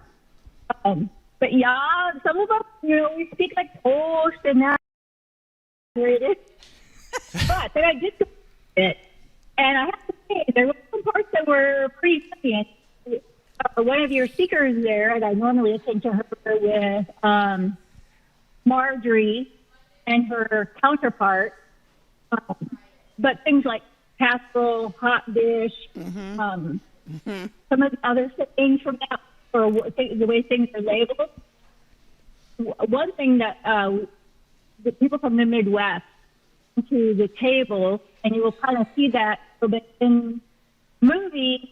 It's the hospitality factor, but also how hardworking people are there. Yes. Rose, thank you so much for the call. You're breaking up a little bit there, but that last point you were just making about the hospitality and the food culture, so a lot of it rang true for when I can certainly understand that, waiting a while before seeing that. Thank you. I'm so sorry that the call was breaking up, but thank you. We've been wanting to talk about that vibe that we feel from the film, and I think it's also interesting that it's not always like that either. Even 30 years ago when the Coen brothers were making this film, they talked about having to go further and further north in Minnesota because they weren't getting much snow that year. So they had to chase it in order to create the film. Yeah. Exactly. And that, one of the callers earlier mentioned that there's a lot of Scandinavian descendants there, so that's which contributes to that accent. And that, that was very much a part of my experience living there. That was the first time I ever had, I'm sure other people have it, but I ever had breakfast for dinner, and it was so much cheese and butter and everything going on, and it was just wonderful. The whole film, though, is really built on this contrast. Yes. Everything is about this hospitable kind of surface, this smooth, sort of middle American, and even the landscape of all these sort of chain restaurants and everybody being sort of homogenized in a certain way. Not everybody, but the Arby's, the Hardee's, the Radisson, there's a pancake house they're talking about. Yeah, the Avon. Exactly. Oldsmobile is another character, I feel like. All of that exists in high contrast to the darkness that the plot is really ultimately about. I mean, it makes all of that even more gruesome, more brutal, more bloody by virtue of this contrast. And this is what the Coen brothers sort of manipulate so well. But this caller kind of referenced that maybe they laid it on a little too thick, and I wondered if anybody from the Midwest felt that this was at all condescending, at all exaggerated. I think they stayed pretty close to making them be as believable and real as possible. But that was an interesting observation. I mean, there's always going to be, for dramatic purposes, you're going to have to exaggerate maybe just a little bit. Well, it's probably akin to what we all feel living here, and every time we see Boston portrayed by anybody other than Matt Damon and Ben Affleck, who don't and even quite them. get it. Well, and listen, I'm from the South, so this is constant fodder for people to so maybe exaggerate. there's a little artistic license that's been taken there, but by and large, I think they stay pretty close to whole human beings. Yeah, they knew it. Yes. Now I like little behind-the-scenes things that just excite me so much to learn about it. I just want to say that Norm, as we know, was a painter, and he was trying to, win the contest for the stamp, and he says to Marge, oh, by the way, I got the 3-cent stamp, but the Houtmans got the 29-cent stamp. The Houtmans actually were real people, neighbors of the Coens, and were artists. And so the artwork was theirs. So it is based on a true story. There we go. That. We have it. Let's go to another caller, Marilyn calling from Rhode Island. Hi, Marilyn. Hi, how are you? Great. Thank you for calling in. My daughter recently took me to the movies to see Oh no. Okay. Oh yeah, you're on the line. You can go. We thought we lost you, but we didn't. Oh, okay. I recently saw Marty Supreme. My daughter took me to it, and it was so intense and so exhausting, and there was not a single character in it that you could like. And it's like seems to me like it's why can't we have more movies like Fargo? So did you watch it again recently, or are these long-standing memories that you've had? I'm going to watch it, long-standing memories, but I'm going to watch it again tonight. Oh, I love that. Well, Marilyn, thank you for calling in. And I think they changed the tone to some degree for films that would come after, because they skillfully created something that was so funny / such a thriller / so dark / really, again, uplifting. We hadn't, that's not to say it never came before. Some people have looked at this as a sort of a precursor to a later Coen brothers film, No Country for Old Men, which certainly uses some of this technique. I mean, there's like big silences, etc., but that's a lot more mythic, sinister, dark. It really leans into all of those things. And there's some comedy, but it's really, really I can't watch their stuff. comedy. It's too violent for me, generally frightening. speaking. Absolutely frightening. Well, this has been super fun to do the Wednesday watch party with you both, especially this film. This was such a treat to go back and watch. We've been talking about the 1996 film Fargo with Callie, Crossley, and Joyce Kulhawik, Emmy Award-winning arts and entertainment reporter, president of the Boston Theater Critics Association, and you can find her reviews at joyceschoices.com. Listen up, we have your next homework assignment, because our next Wednesday watch party will be March 18th, and we are going to be revisiting Martin Scorsese's Taxi Driver, which turns 50 this year.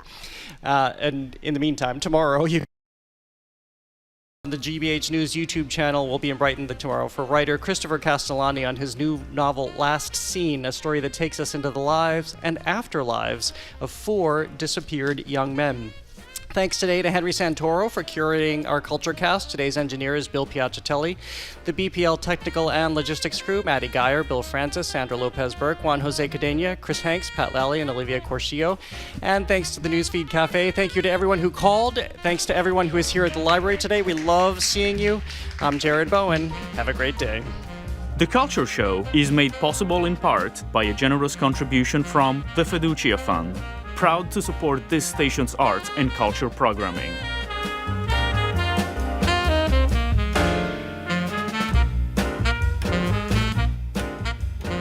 The NPR programs that you want, don't you know, with the local and state